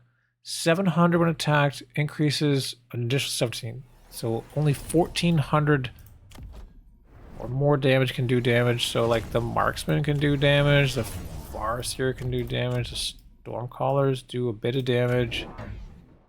All the Mustangs are shut down. This is a play. This is a play. This can't be stopped, can it? Wait, is there... Oh, no, just... I was like, oh my god, how did you fit more money? Oh, wow! Oh, wow! Scanning radar! Oh my god, you're killing my computer. Oh, I gotta stop playing in 4K when I stream. We do have locks with the steel ball, but how long is it going to take 2 rank 1 steel balls to kill this? A very, very, very long time. Oil gets lit on the right. And yeah, it looks like there's absolutely nothing that can stop these. Nothing can penetrate the mountain armor. It's a tower. Just going to completely clean up here. Nicely done. New Fun Day Monday idea, melt oddz GPU. Yeah. have, I mean, the Radeon 7700 XT is supposed to be pretty good. I don't like NVIDIA, so. Well done, Rendash. Nice job that game. You did all the things that you needed, and yeah, this headbutt was pretty brutal. I actually love the armor on the hounds. That was great. You recognize that there was not a lot of stuff that could penetrate the armor. Forced Mustang into armor piercing, but even then, that's a bit of a crutch, right? That does not do enough to pierce through the mountain plating. So, yeah. Good job. Well done navigating that game. Thanks for the replay.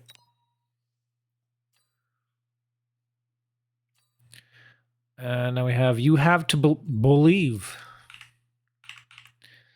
Believe. You know, there's this guy in Toronto, downtown, where I used to live and go to school. He's kind of famous in Toronto. He'd go, "Believe in the Lord." I don't know if you guys have heard of this guy. 208 just subscribed. Thanks for the sub. Oh, a sub. JD Howard, thank you. Oh my God. The sub. Appreciate you. I don't know why you're subbing to me. You give me the replay and then you give me the money. It doesn't make sense. I think I should be paying you guys.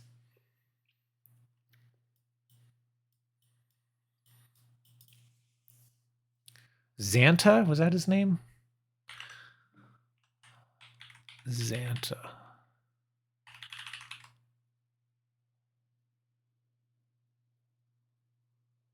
No, Xanta was someone else.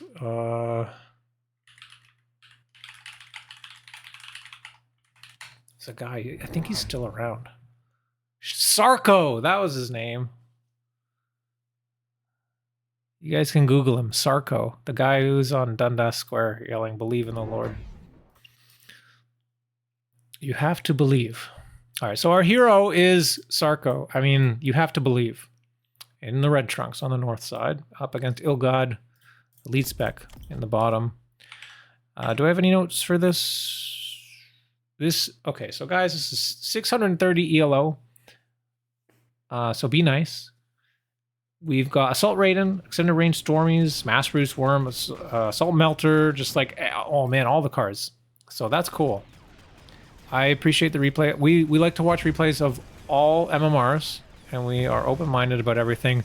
And everyone can have some really interesting plays. And I think sometimes the lower MMRs too can give really weird and interesting games that you would never believe.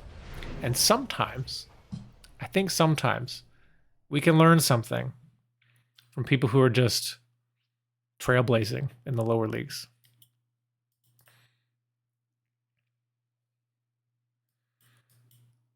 JD Howard says, ad came on at the wrong time. Got to hit the sub button. I should remember to click the ad button in between games. I'll try to see if I can remember that, because I know I hate it when it pops up for when I'm watching stuff. I'm going to try to remember that. I'm sorry.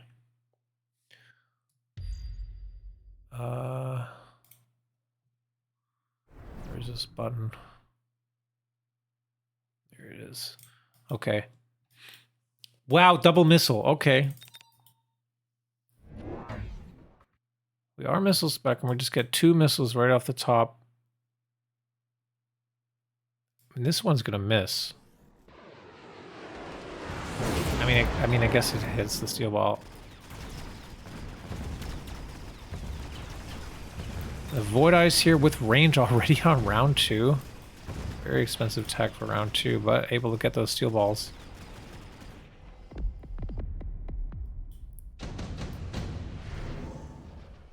I hope those were Prime subs.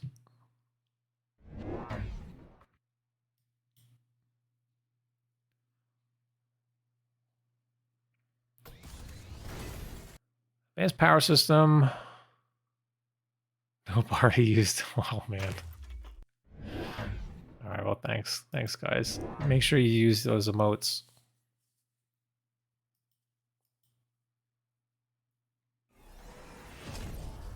I'll have to make some more emotes soon. Get some new photos. I could lie and say it was a prime if that would help. No, actually, I mean the prime subs, I think it says prime sub when it comes on. Anyways. So we've got, yeah, just advanced power now. Still no unit variants offered. So we're gonna keep fast forwarding for a bit. Hey, there's the subs. Party mode. Or not subs, there's the emotes.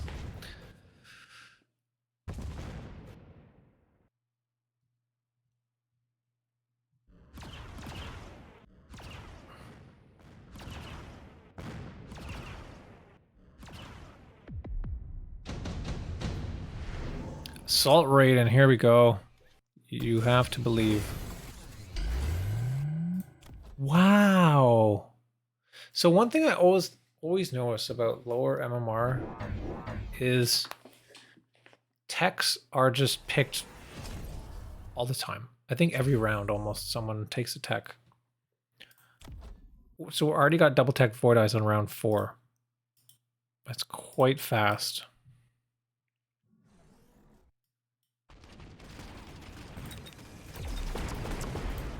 Whole bunch of level 2 scorpions. One of them's got nano. Wow. Oh, that's crazy. But there's nothing that can break this.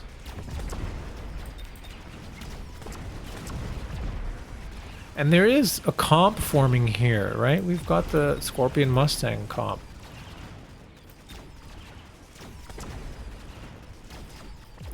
Alright, let's see what you do. I do believe. You have to believe. I believe. I believe. Believe! In the Lord. I swear, I have nightmares about that guy sometimes. Just like, I'd be like walking and you don't even notice that he's there and he's right beside you and he just screams in your ear, believe in the Lord. None of you guys know what I'm talking about. None of you guys have been to Toronto, but if you have, you would know this guy. Wasps here on the flank. Brave up against these Mustangs. Mustang's going to be pulled, actually. Okay, gets most of them. Actually, this... No, it's a little bit misplaced, maybe? Oh, no, it's perfect. Minus the one marksman. Yo, this was a sick play, actually. That was sick. The beautiful missile here, and then the ion, the flanking. Everything is coming up Millhouse. I believe. I believe!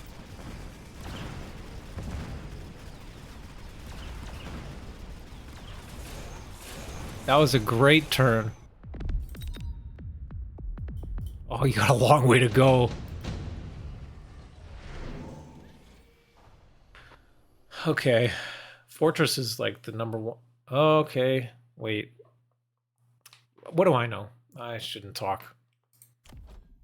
Stormcaller's up against the backline melting point. I'm not sure what the melting point is for. We do have the assault rate in, so it could be for that. But yeah, storms, they should be... What? What? What is happening? There isn't... There... Okay. There's like... Oh my god. Talk about an overreaction here. We have so many level 2 Mustangs who very clearly can deal with the Wasps, no problem, but already has teched aerial spec. I mean, they will also help with the Raiden, though. So, like... It's gonna kind of work out. Oh man, it's really hard to believe, but I'm believing. Yeah, look, they do a fair bit of damage. Raiden only gets one shot off. Ah, yikes, big yikes.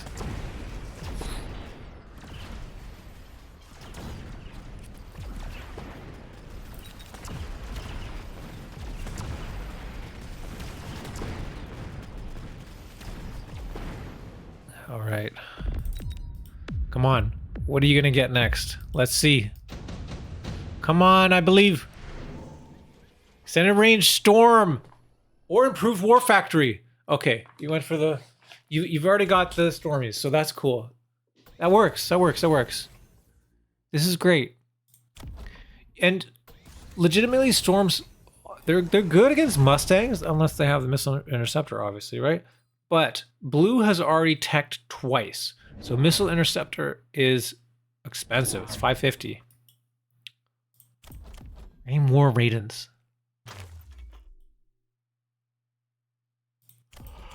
I love we've also got only 2 Void Eyes and they're double teched.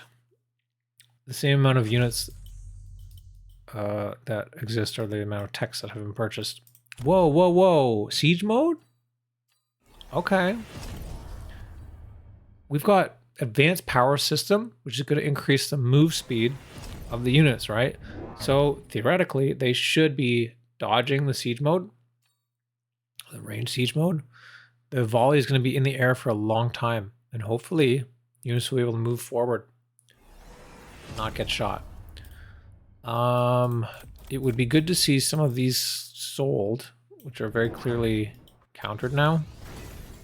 Okay, Tarantula, that can work too, right? There's a whole lot of Mustangs. Tarantula could be good. Oh, I see we got a flank action happening over here. This is gonna be tough. Yeah, see that? Missed both shots. Siege mode. It barely hits. Whoa! Tower! How did that happen? Didn't even have temp speed. I think the volleys just kind of really messed up. They missed their shots. And so you have to believe was able to get in on the tower. Melter kind of stuck on garbage. Now it shoots down that assault mode Raiden. She's got some Void Eyes and some Stormies left. Yo, they're doing some sick damage.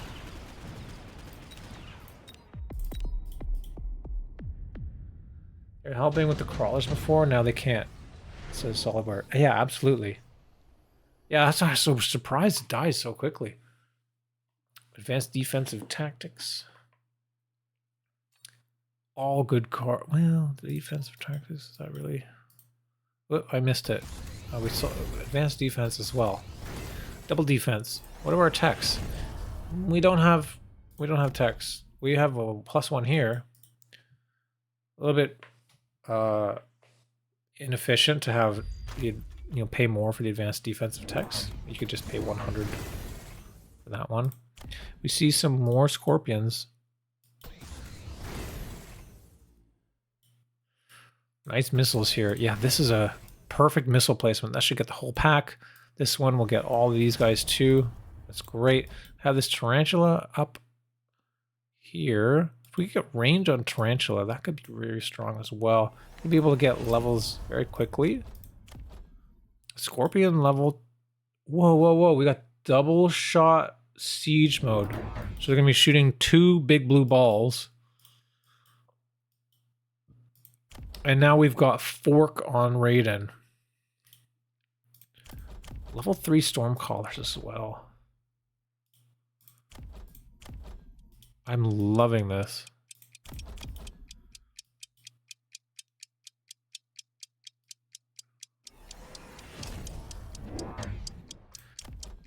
It's crazy to me that this melter is like so far back, but it's kind of working.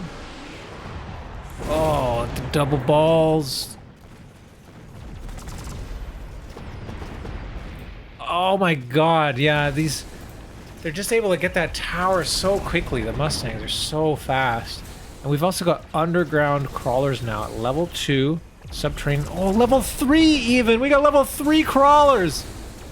Legitimately, those are actually incredibly good against the Mustangs. The Mustangs do not do enough damage to subterranean crawlers. And if you're matching the levels of the crawlers with the level of the Mustang, it's very, very, very good. They just won't die. So they're going to tank a lot. And with that, And we get a lot of free shots from these Void Eyes. Look how much damage these packs of Void Eyes are doing. They've leveled up again. It's coming together. It's coming together.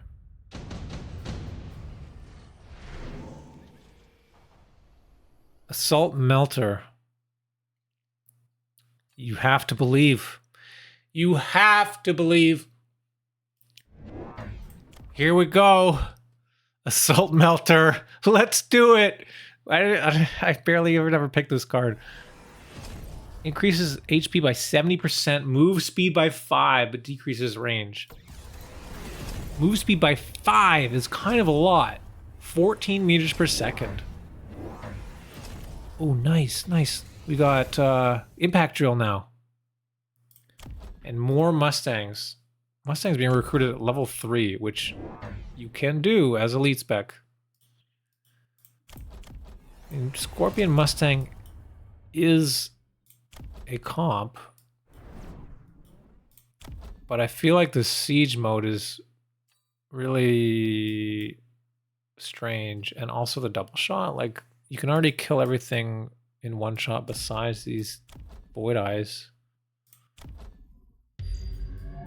Oh, this is the Ion turn. This looks like a pretty good Ion to me. Well, actually, no, because they're not going to move forward. This is a terrible Ion. It's going to miss everything. Oh, no!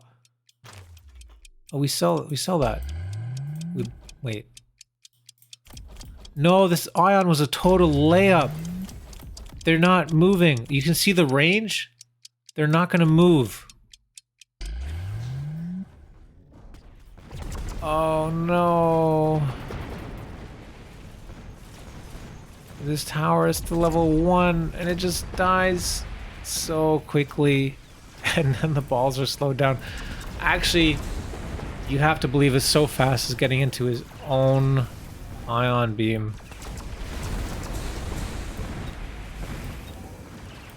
There's so many Mustangs.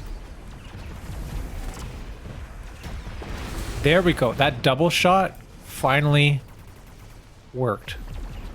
That killed those Void Eyes in one shot. Or one double shot.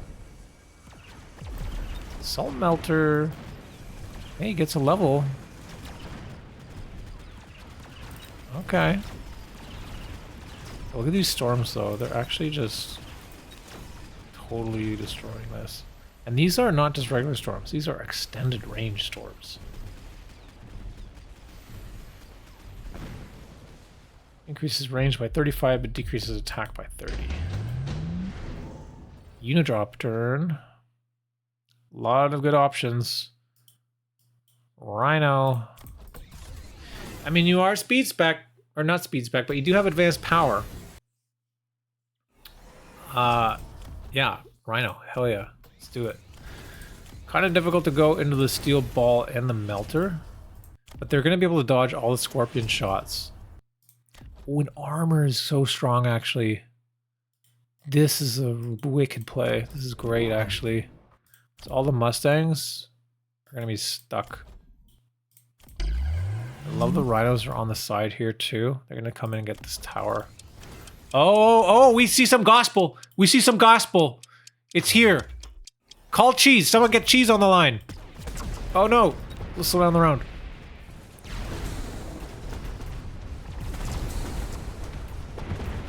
We got forts picked up here. Oh, yeah. See this? Taking all of those Mustang shots. Tanking everything. Now this Rhino is walking in. He's going to punch that tower. No, he's going to punch the Scorp. Right side here. So many Mustangs. But as long as we can... Yeah, okay. Tower goes down. Oh, we see EMP. Very good. Good to turn off the techs on those Mustangs, and now these Rhinos are just picking off the Mustangs in the corner here. Meanwhile, all these Stormcrawlers are shelling all the rest of the units. Stormcrawlers 255 range, Scorpion 240 range, so actually the Stormcrawlers do outrange. And these Rhinos, if they just get... Oh, big shot, but they stay alive. They stay alive, and now they're too close. Scorpion can't shoot them now. Tag team. Boom, boom. It's like wrestling. I don't really know very many wrestlers, but it's like the tag team. You know, there's two of them. They just get in there and they just roughhouse.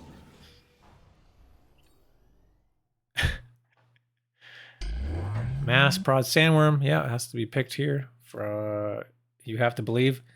Very good at doing this challenge, by the way. Like, is successfully clicking all the correct buttons. Unlike some people. Anyway. Yo, these crawlers are level 3 now. That's the other thing that I see a lot in lower league is leveling up units is like the top priority. It's fun to have a very powerful unit. I get it. Like, this is awesome. It is very fun to have a very strong unit. Actually, that's why this week's Borked Build, we're doing the biggest unit that you can build. The most HP per unit. I want to see your high scores on the most HP you can get on each of the different units.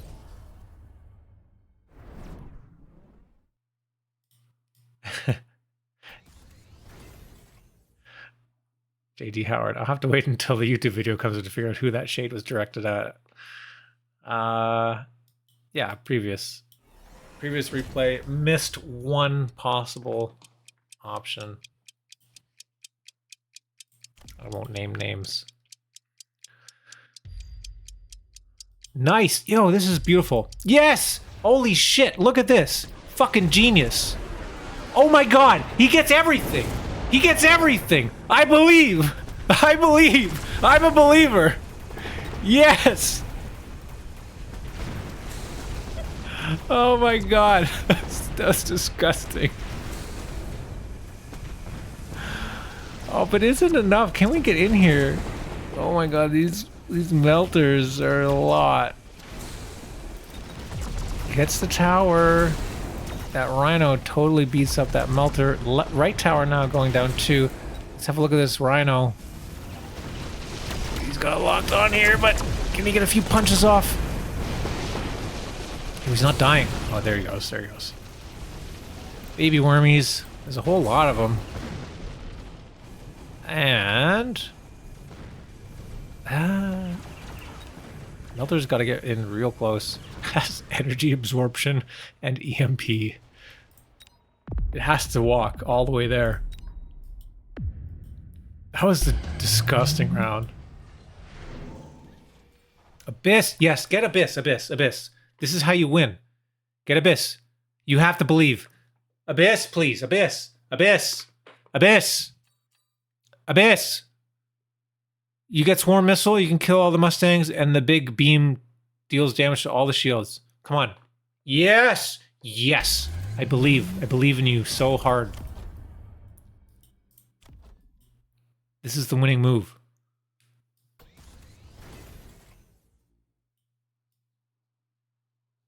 This is the winning move. Oh my god, look at these. Level 7, level 8! Level 8 Void Eye. These are Void Eyes that on turn 2 got range, turn 3 got energy shield, and now they're level 8, level 7. I take back everything I said about teching these Void Eyes, because holy crap, they've just been slaying. Absolutely slaying.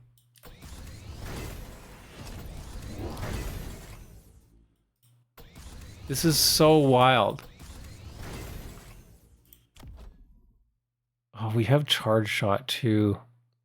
Oh my god, it would be amazing. That would go ham killing these fortresses and melters. But we get the Abyss here. Oh, we've got disintegration and range. Okay. Okay.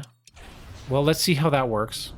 Range, okay, I could see maybe that could be useful. Disintegration slows things down. It's not really that great for its damage.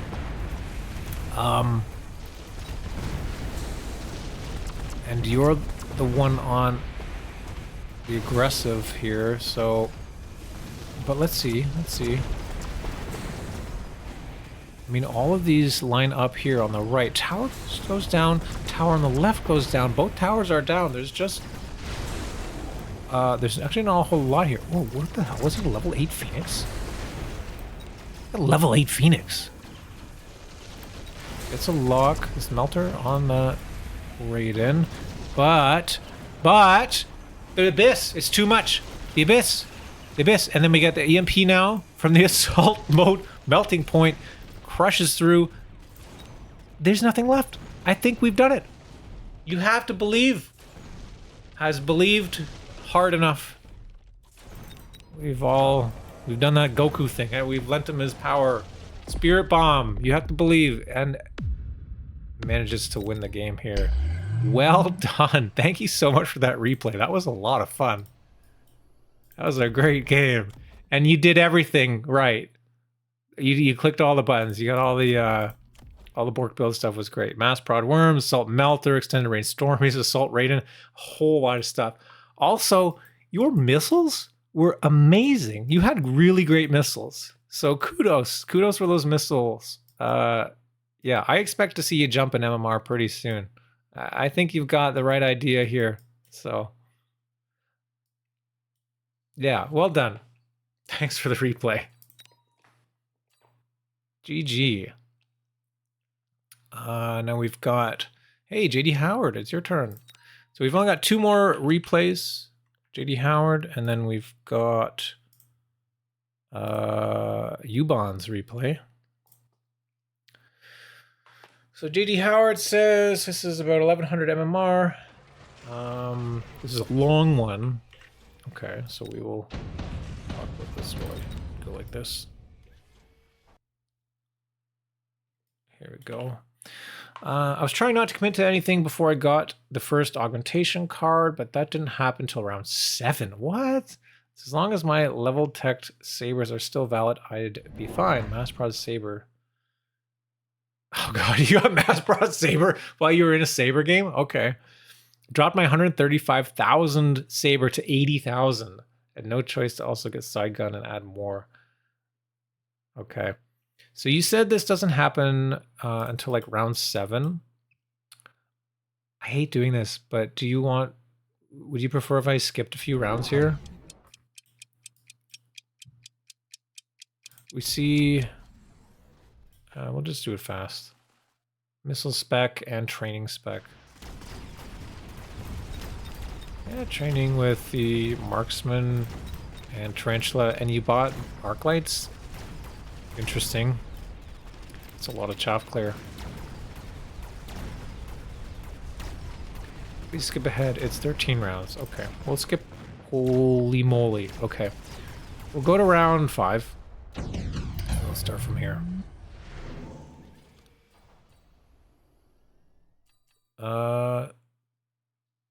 Steel ball ion.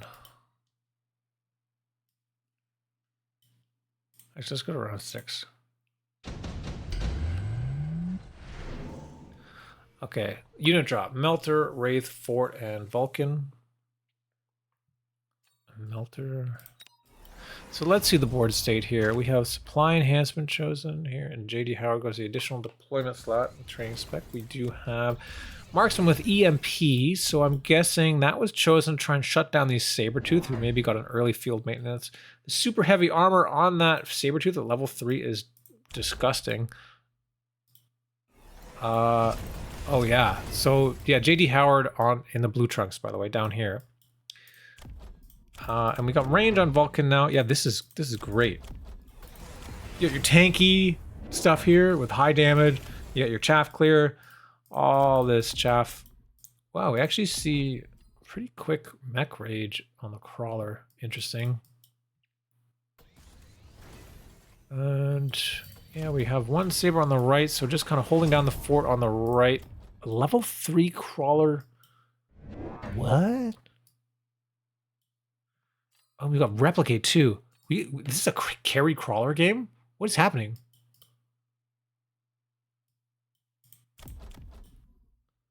I don't remember why I got mech rage at all. I mean, I'm not saying it's bad. I'm just wondering, like, What's happened here? You got a level 3 crawler here.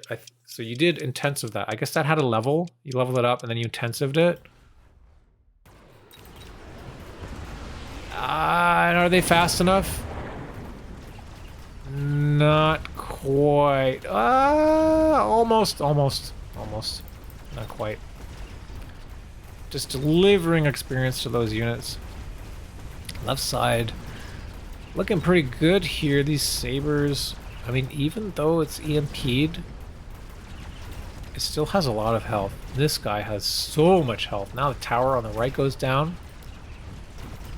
Vulcan should be able to clean up all this stuff. Get a level for it. Nice.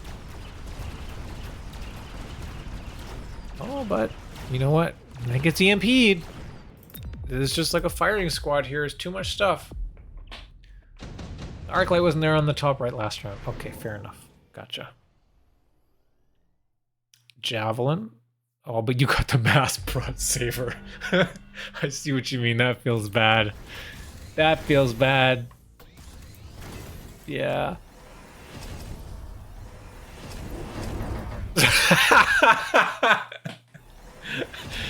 Oh my god, I love it. I love it. Because hell yeah, let's just lean into it. You got it on the flank here? Yes. So I love you've also got the additional deploy too. So you're just like, okay, you know what? Let's just build 4 level 2 sabers. We'll get a secondary armament and we'll just crush through here.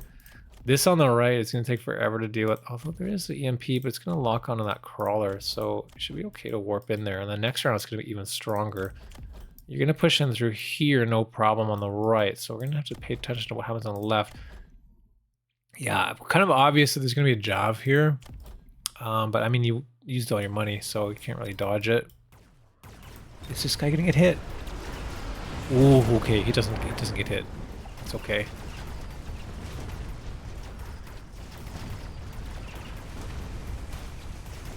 That warped in quick. You don't have quick teleport. Yeah, without that Vulcan, can't get rid of all this chaff here. Tower does go down, and right side is looking very good. Ah, sucks you lose that bubble. I hate when that happens. This is kind of a scary death push here.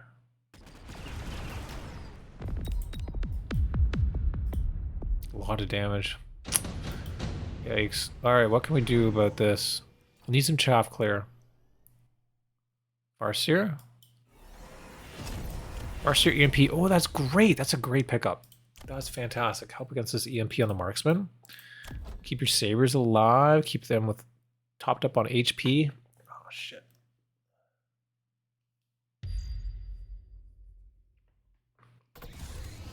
Sorry. Every once in a while my ears like get really tinnitus-y and really loud. Alright, it's better. You can blame COVID for that. Thanks, COVID. I have permanent tinnitus now. Where was I here? Okay, oh my god, even more sabers.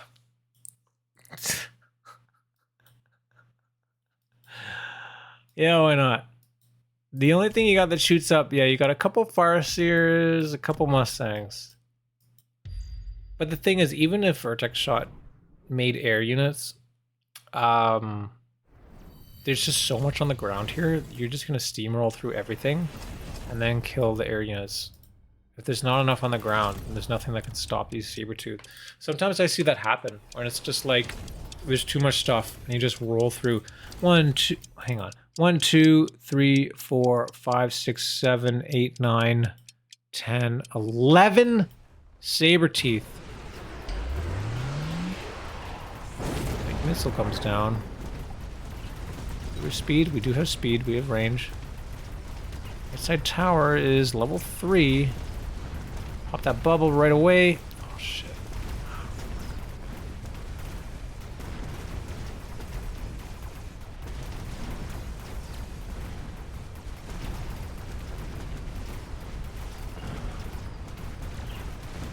Okay, I'm back.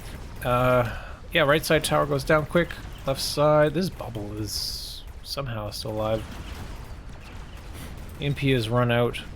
Or sorry, photon has run out, so EMP happens. Oh, side gun gets the tower. But still not able to push through.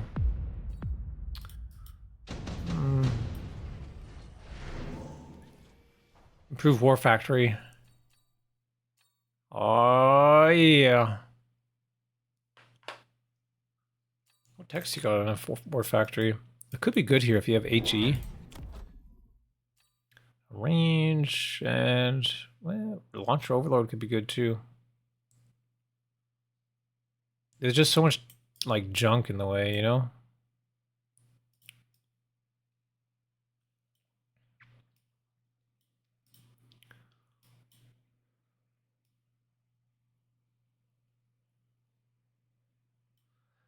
Holy moly. Actually, that's a beautiful position. Did you leave this intentionally? That's a beautiful spot. Nice. That's perfect. I've added HE now. I never play Factory.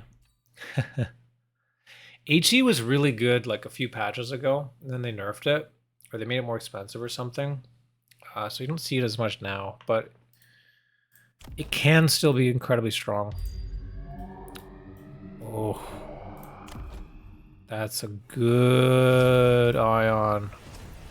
Wow. Yeah, that looks beautiful. Let's hope you don't run into it. I mean, you shouldn't unless you beacon, but you're beaconing on the left here. That's a good beacon. Missile here on the right. Here comes the ion. Oh my god, it's huge! This factory is actually doing a lot of damage too. And tanking all the shots here. Oh god, that's huge damage. Right side somehow is stopped. What? Do we have charge shot? Yeah, we do have charge shot. That's why. Able to kind of clear those sabers now. But there's so much available on the left still. Look at this army. Oh god, but this is range like shooting squad here. Oh my god. Oh my god. Someone please kill them. That's the problem with not having range. Or getting EMP'd so you don't have range. The game goes on. You had so much left there, but not enough range. Ooh, okay, yeah, we've got the fortified arc light. Do we have any arc lights on the board? No. Overload, nice.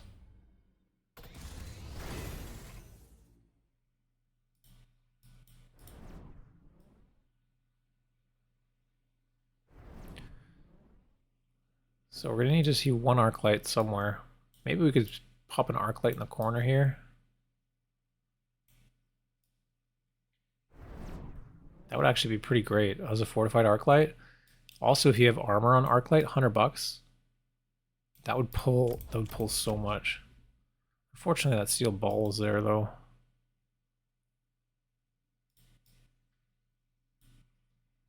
Look at all these missiles you're forcing out as well. It's kind of crazy how disgusting this little army is here. What? Aerial mode? Oh, I don't know about that. I don't know about that. Oh. Okay, EMP on Arclight. Sure. These are gonna get blasted right away though. I'd probably tuck them a bit back. Where's the other one? Oh, here? Okay.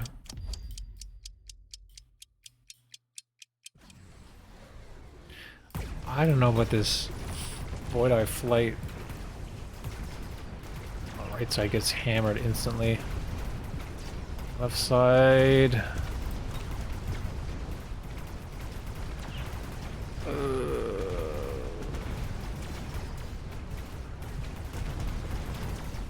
guess last turn you got destroyed on the right too because that missile came down and hit those Mustangs. Yeah, no, this turn on the left side, you're not doing so well on the left here either. Tower goes down, so you've got this one farce here, which is gonna have to clean up all this air. Yeah, definitely shoot that wall. That was really important, guys. This is a farce here. Ouch. So the problem with the Void Eye being in the air now is there's a lot of anti-air units. 99 just followed. Thank you for the follow, guys. There's a lot of units that have anti-air tech. Advanced power system, I think that's really good here. War Factory is going to survive the orbital, the Jav. Vulcan could be leveled up to survive. I like seeing that tech, or sort of that level up on the Farseer here. That's good, because you need to deal with those Void Eyes in the air now.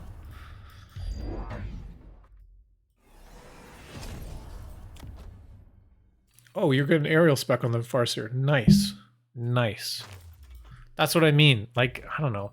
If you're clicking... I feel like when you get Void Eye aerial mode, you kind of also need the shield. Otherwise, you could get wrecked. I think he was trying to keep them up and away from potentially War Factory and stuff. But if you don't win that turn and you don't have shield, sometimes it's difficult to stay alive the rest of the game. So I see you've identified that weakness here, and you've gone for the anti-air. So let's see how this one plays out. And you've got so many Sabertooth and Farseer, it's kind of nuts.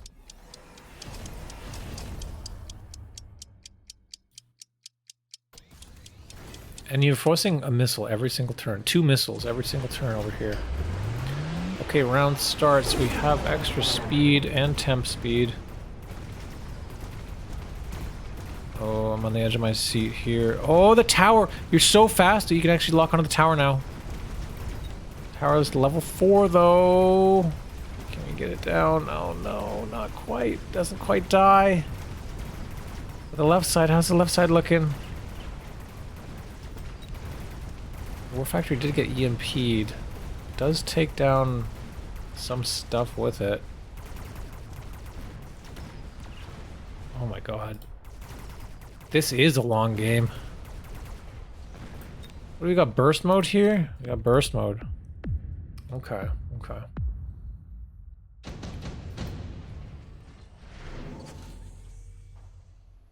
Acid?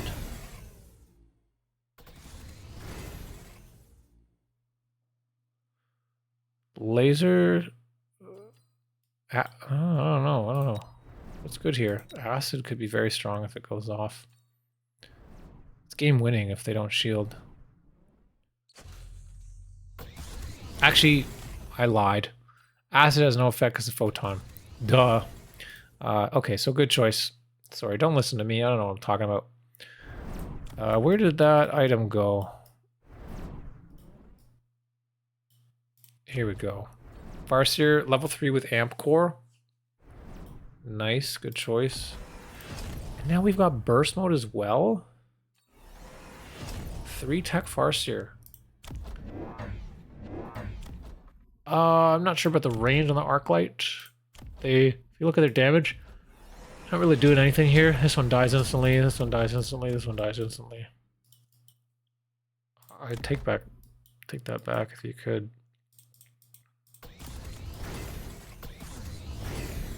More levels on crawlers. What's our defense at? Just 1. More crawlers. Yeah. Okay, crawlers. That can work. And we do have replicate. It's kind of been forgotten about. There really isn't that great anti-chaff. There's like, 3 arc lights. There's 1 tarantula. There's an arc light over here. Yeah, if you could get some more crawlers activating, it could be quite good. They're able to get in here now, getting on those fangs. And they do replicate a bit. They're making some more chaff here. There's some crawlers on the left here. Oh, we get the tower on the right. We get the tower on the right. I was gonna say it'd be cool if we had some like later crawlers that were able to come up on the left. Kind of hard to do that though. Have to use a beacon. Left side. Ooh, War Factory taking a ton of damage, but oh, nice. Hey, we got a level 3 factory now. It takes down all those Farseers. And now with burst mode, Farseers are destroying this guy. What's the other tech you got here? EMP? Okay. Down to 398. It's all come down to the wire here. Very low health for both players. Final unit drop. Unit reinforcements offered. Overlord is the choice.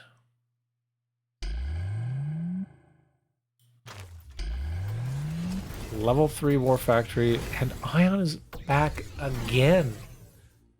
This Ion paying for itself. Like, what was this? Is this the third one, I think? Oh my god. And another War Factory, level 2. Yeah, why not?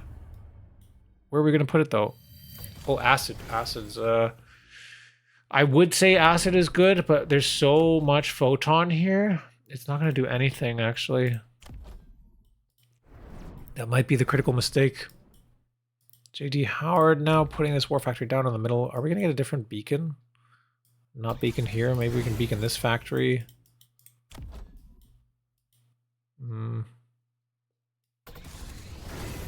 Alternatively, what I was saying before is you could maybe take these crawlers, beacon them over here, and then up. And they could grab the crawlers that are coming this way. Oh my god, this Ion. Oh, it's gonna get everything. It's just barely touching all this stuff.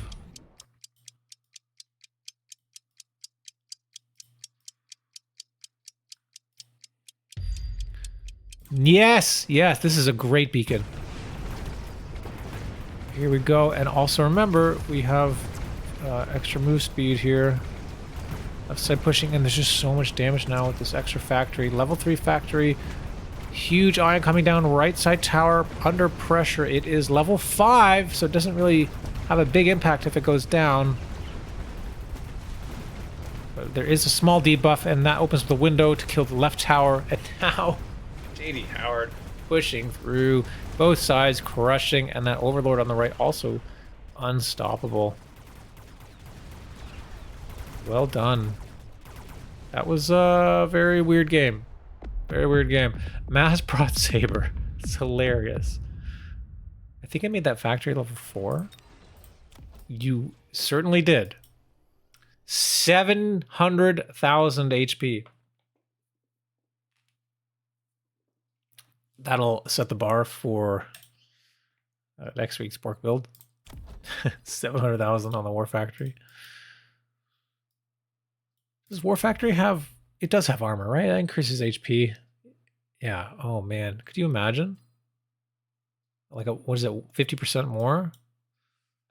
So it'd be over 1 million HP. Man, that'd be crazy. Good game. Well played. These Void Eyes are getting a little scary. Opponent's just like bunching all their crap in one place. I play against games like this sometimes, and it's like really frustrating to deal with. When you have the fangs with portable shield, and you just have like a whole bunch of stuff in the way. It's very hard to push through sometimes. I love this saber tooth. Like when you're like, you know what, mass prod saber, let's lean into it. He just built like 4 sabers in one turn. Next turn, build even more. I love it. That was great. Thank you for the replay. We just have one replay left, guys. This is YuBan. YuBan versus Shinobuu. So if you can hang out for just a little bit longer, that'd be awesome. How's it going, Dachshund? Welcome to Borked Build. So yeah, YuBan, you know him, you love him. If you don't, you should go check out his Twitch. High level player, offers lots of insightful commentary on his games. This game we see, YuBan says, not sure what MMR, but ranked is around 2150. So probably pretty high level MMR. This is in casual mode though. Leaned into the fort, hackers, and had a blast. Thanks for the challenge. And it also has a YouTube video on this too. So I haven't actually seen that one yet, but check that out. Maybe get some commentary later. So YuBan has the aerial spec with the saber hound. Very, very strong pack. This formation is excellent, and then with aerial spec means you can get the Raiden basically unlocked for free, right? So maybe turn 2 you get some fire badgers, turn 4 maybe you grab your Raiden.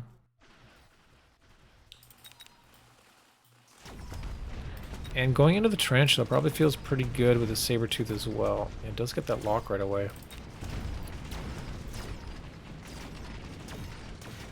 Oh, hey, perfect timing. Was hoping for assault rate in this game or mass boats. I'm so glad you sent a replay. Thank you so much. This is great. Yeah, this is the very last one tonight. So you submitted your last. I haven't seen your YouTube yet. If you cover this one, I think you said you were. But I've been a bit busy, so.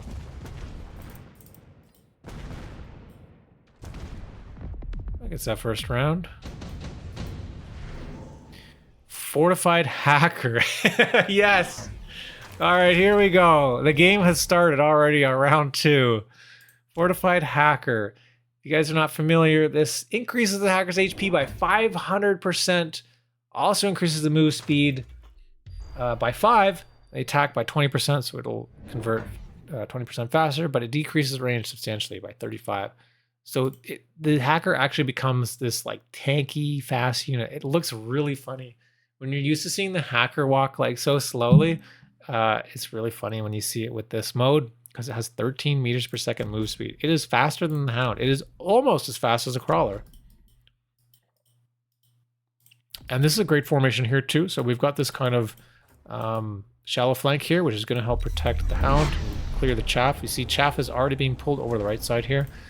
But unfortunately gambled and lost against the wasp swarm. Sucks. Because now the jig is up. Enemy knows the hacker has been chosen, and they're going to just sort of bypass this round from the air cheese here. YuBan says, thanks for putting out the challenge. YouTube videos dropping tomorrow morning if you're interested. Okay, awesome. Yeah, you guys, make sure you check it out so we can see some comments right from the horse's mouth. No way, YuBan, we had a gentleman's agreement fort hacker game yesterday. I love that you picked it again in a serious game. Guys, yeah, exactly. You got to remember to have fun. It is a fun game too. Sometimes I forget myself. You know, the ladder can be frustrating sometimes, but it's good to kind of kick back. And you know, if you introduce these challenges to yourself, then sometimes it's like you take it less seriously too. So you're not gonna be like, oh, I lost, oh damn, but you'll be like, oh, I lost, but it was so close. I almost had it. You weren't expecting to win. It changes the expectation and the role. So having it like less serious makes it, I don't know, calmer, more fun. We're also listening to some sweet jazzy music now, so which you can only hear on Twitch. Sorry, YouTube.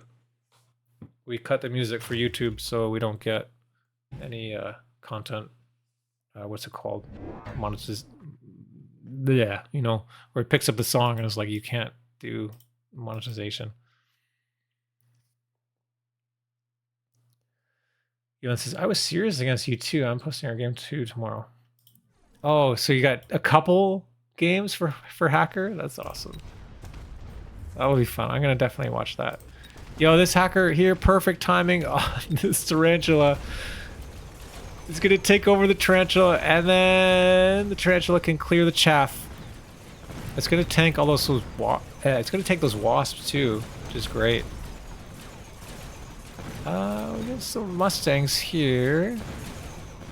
Is it enough? It looks like it's enough. Hacker gonna take over that tower. No, you can't take over the tower. The hacker does, I believe, 25% damage to both shields and structures.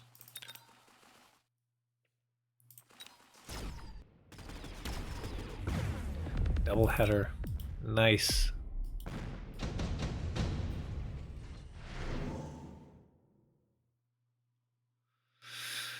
Improved sledge. YuBan, I also, earlier in this broadcast today, I showed our game that we played where we both were doing the Borked Build, which was a lot of fun too.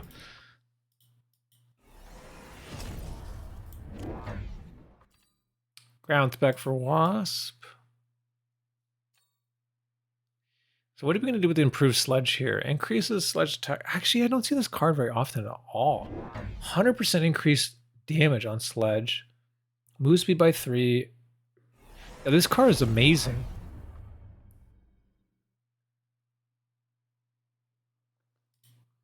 That's an amazing card.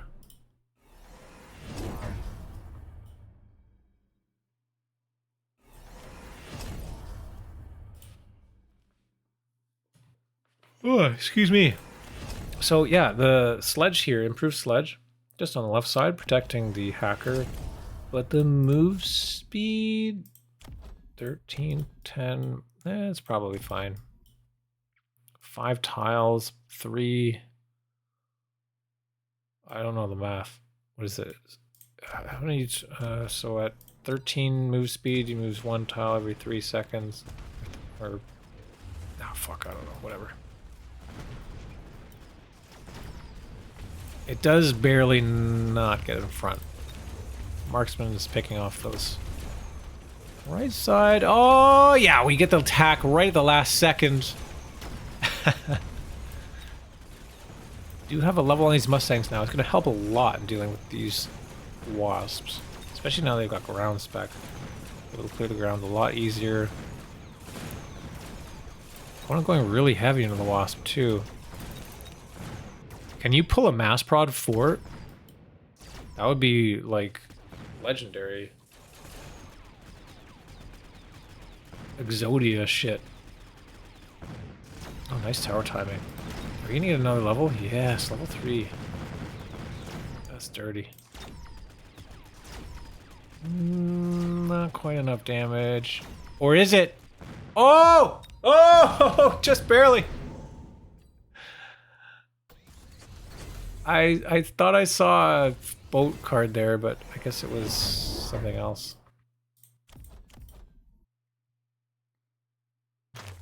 Wait, no. I have to look at that again.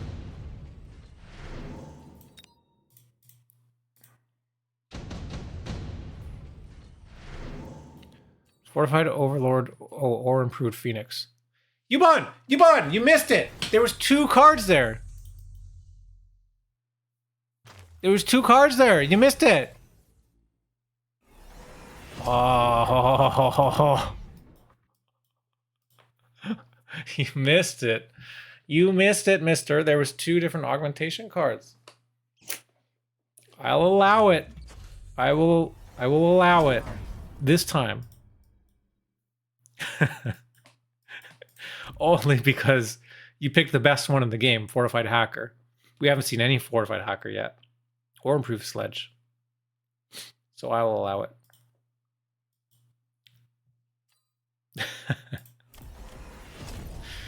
Underground crawlers level 2. Oh, that's gonna be hard to deal with.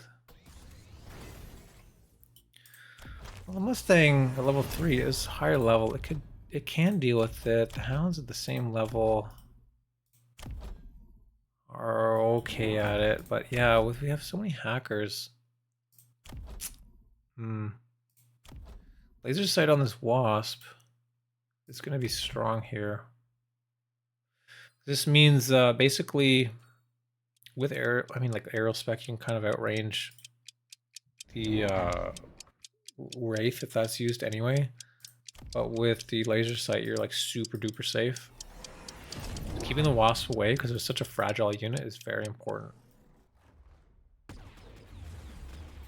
Slow this down again.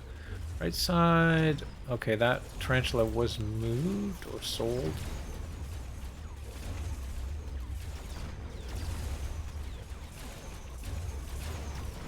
Oh man, these hackers are getting shut down now. Too many small units. I mean, what it does do though is you're forcing, excuse me, you forced your opponent to do like wasps and mustangs. All these light units that are like many in a pack. So you might be able to counter both of them with the Mustang or with, you know, Fort AA or whatever. But yeah, I think I'm seeing the hacker more as like a forced decision for your opponent. Improved sandworm. Whoa. Improved sandworm move speed by 3, attack by 40%, splash by 5.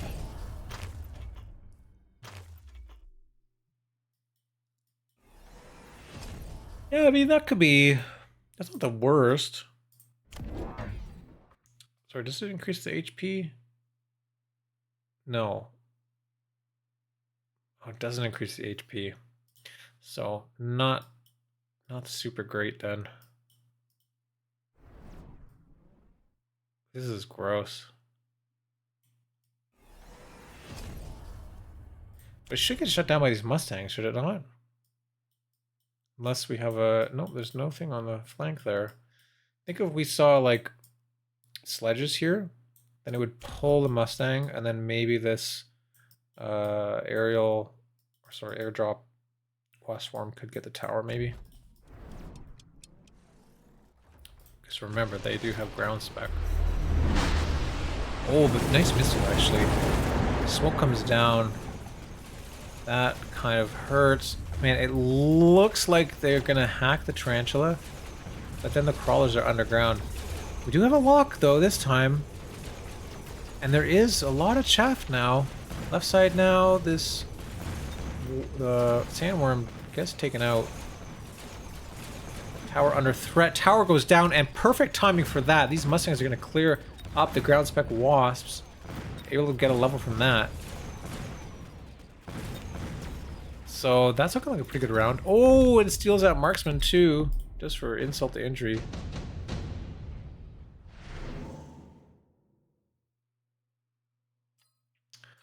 Oh, Evil says sledges are too often chosen in start, so improved card does not show. Yes, that makes sense. That makes a lot of sense.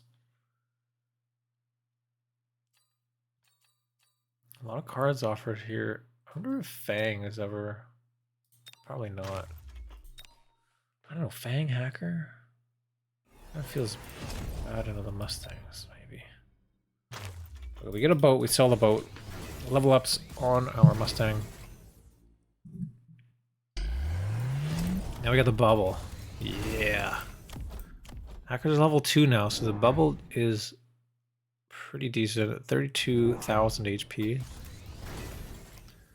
Want another worm. Not just one and done. Shinobuu, actually keeping this level 5 saber, it's gonna be very good against this sandworm here. And the hackers. But besides that, when you look at this board, it's all light. Other than this one saber. Pretty sparse. What kind of text do we have in the Mustang here? We do have armor piercing. That could be quite good.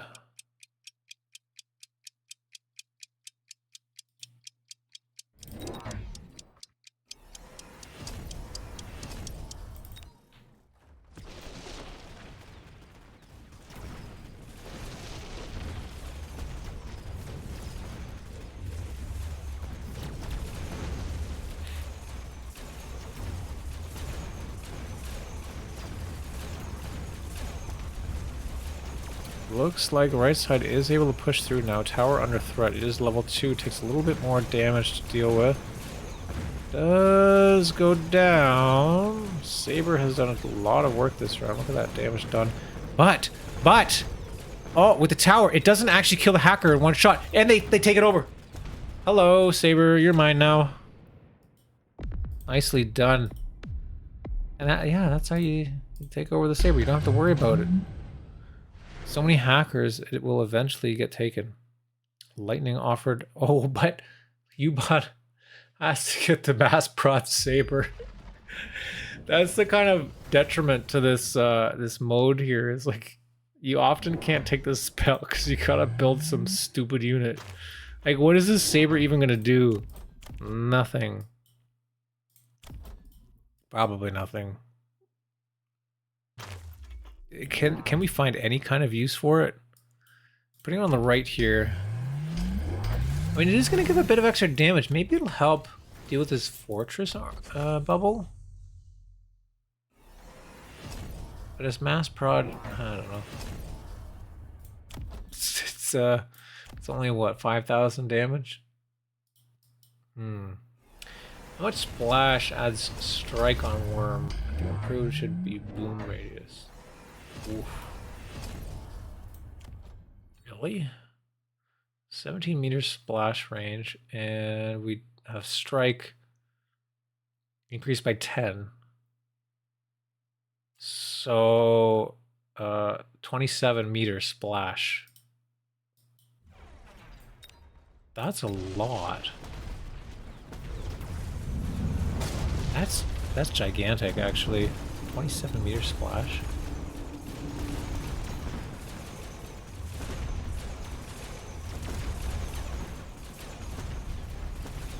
Man, it feels so bad to not be able to pick lightning into a board of wasps.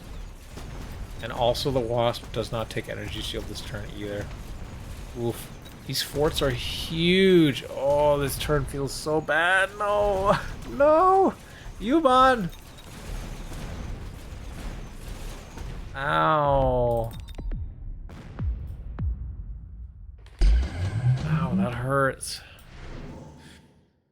Assault Scorp. Okay. Yeah, I mean, that could work. We got Scorp and Mustang. That's kind of a comp. And Hacker Mustang. Like this, yeah, okay. This could work. You're gonna help deal the damage to the bubbles here. Maybe get double shot. Yeah, absolutely.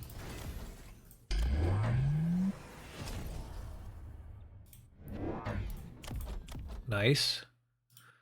No storm, but 250 supply economy. Yeah, true.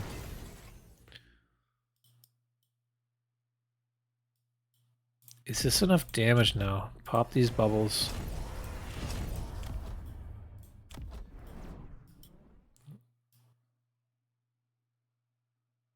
Oof. I'm worried.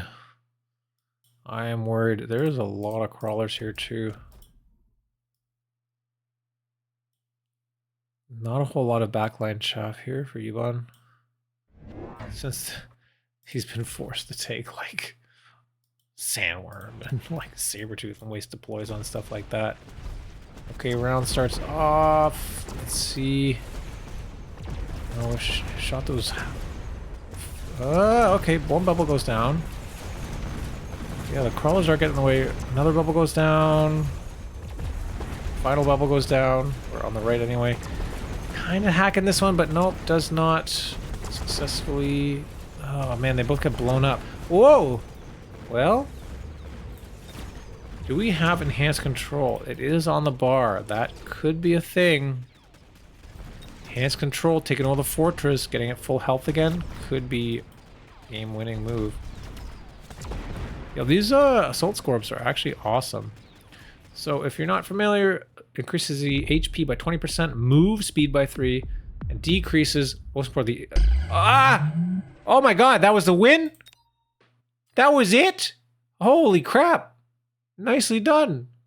As I was saying, decrease the attack interval by 1.5 seconds, which is the huge part about the Assault Scorpion. I blinked and somehow you did like so much damage. I guess that's the other thing too, right? Like scorpions, when they're left on the board, and hackers too, like they do substantial damage when the round ends. So well done, YuBan. That was a good play there. It seems really crazy that this ragtag group of units was able to bust through these level 2 fortresses with these shields that have 80,000 HP.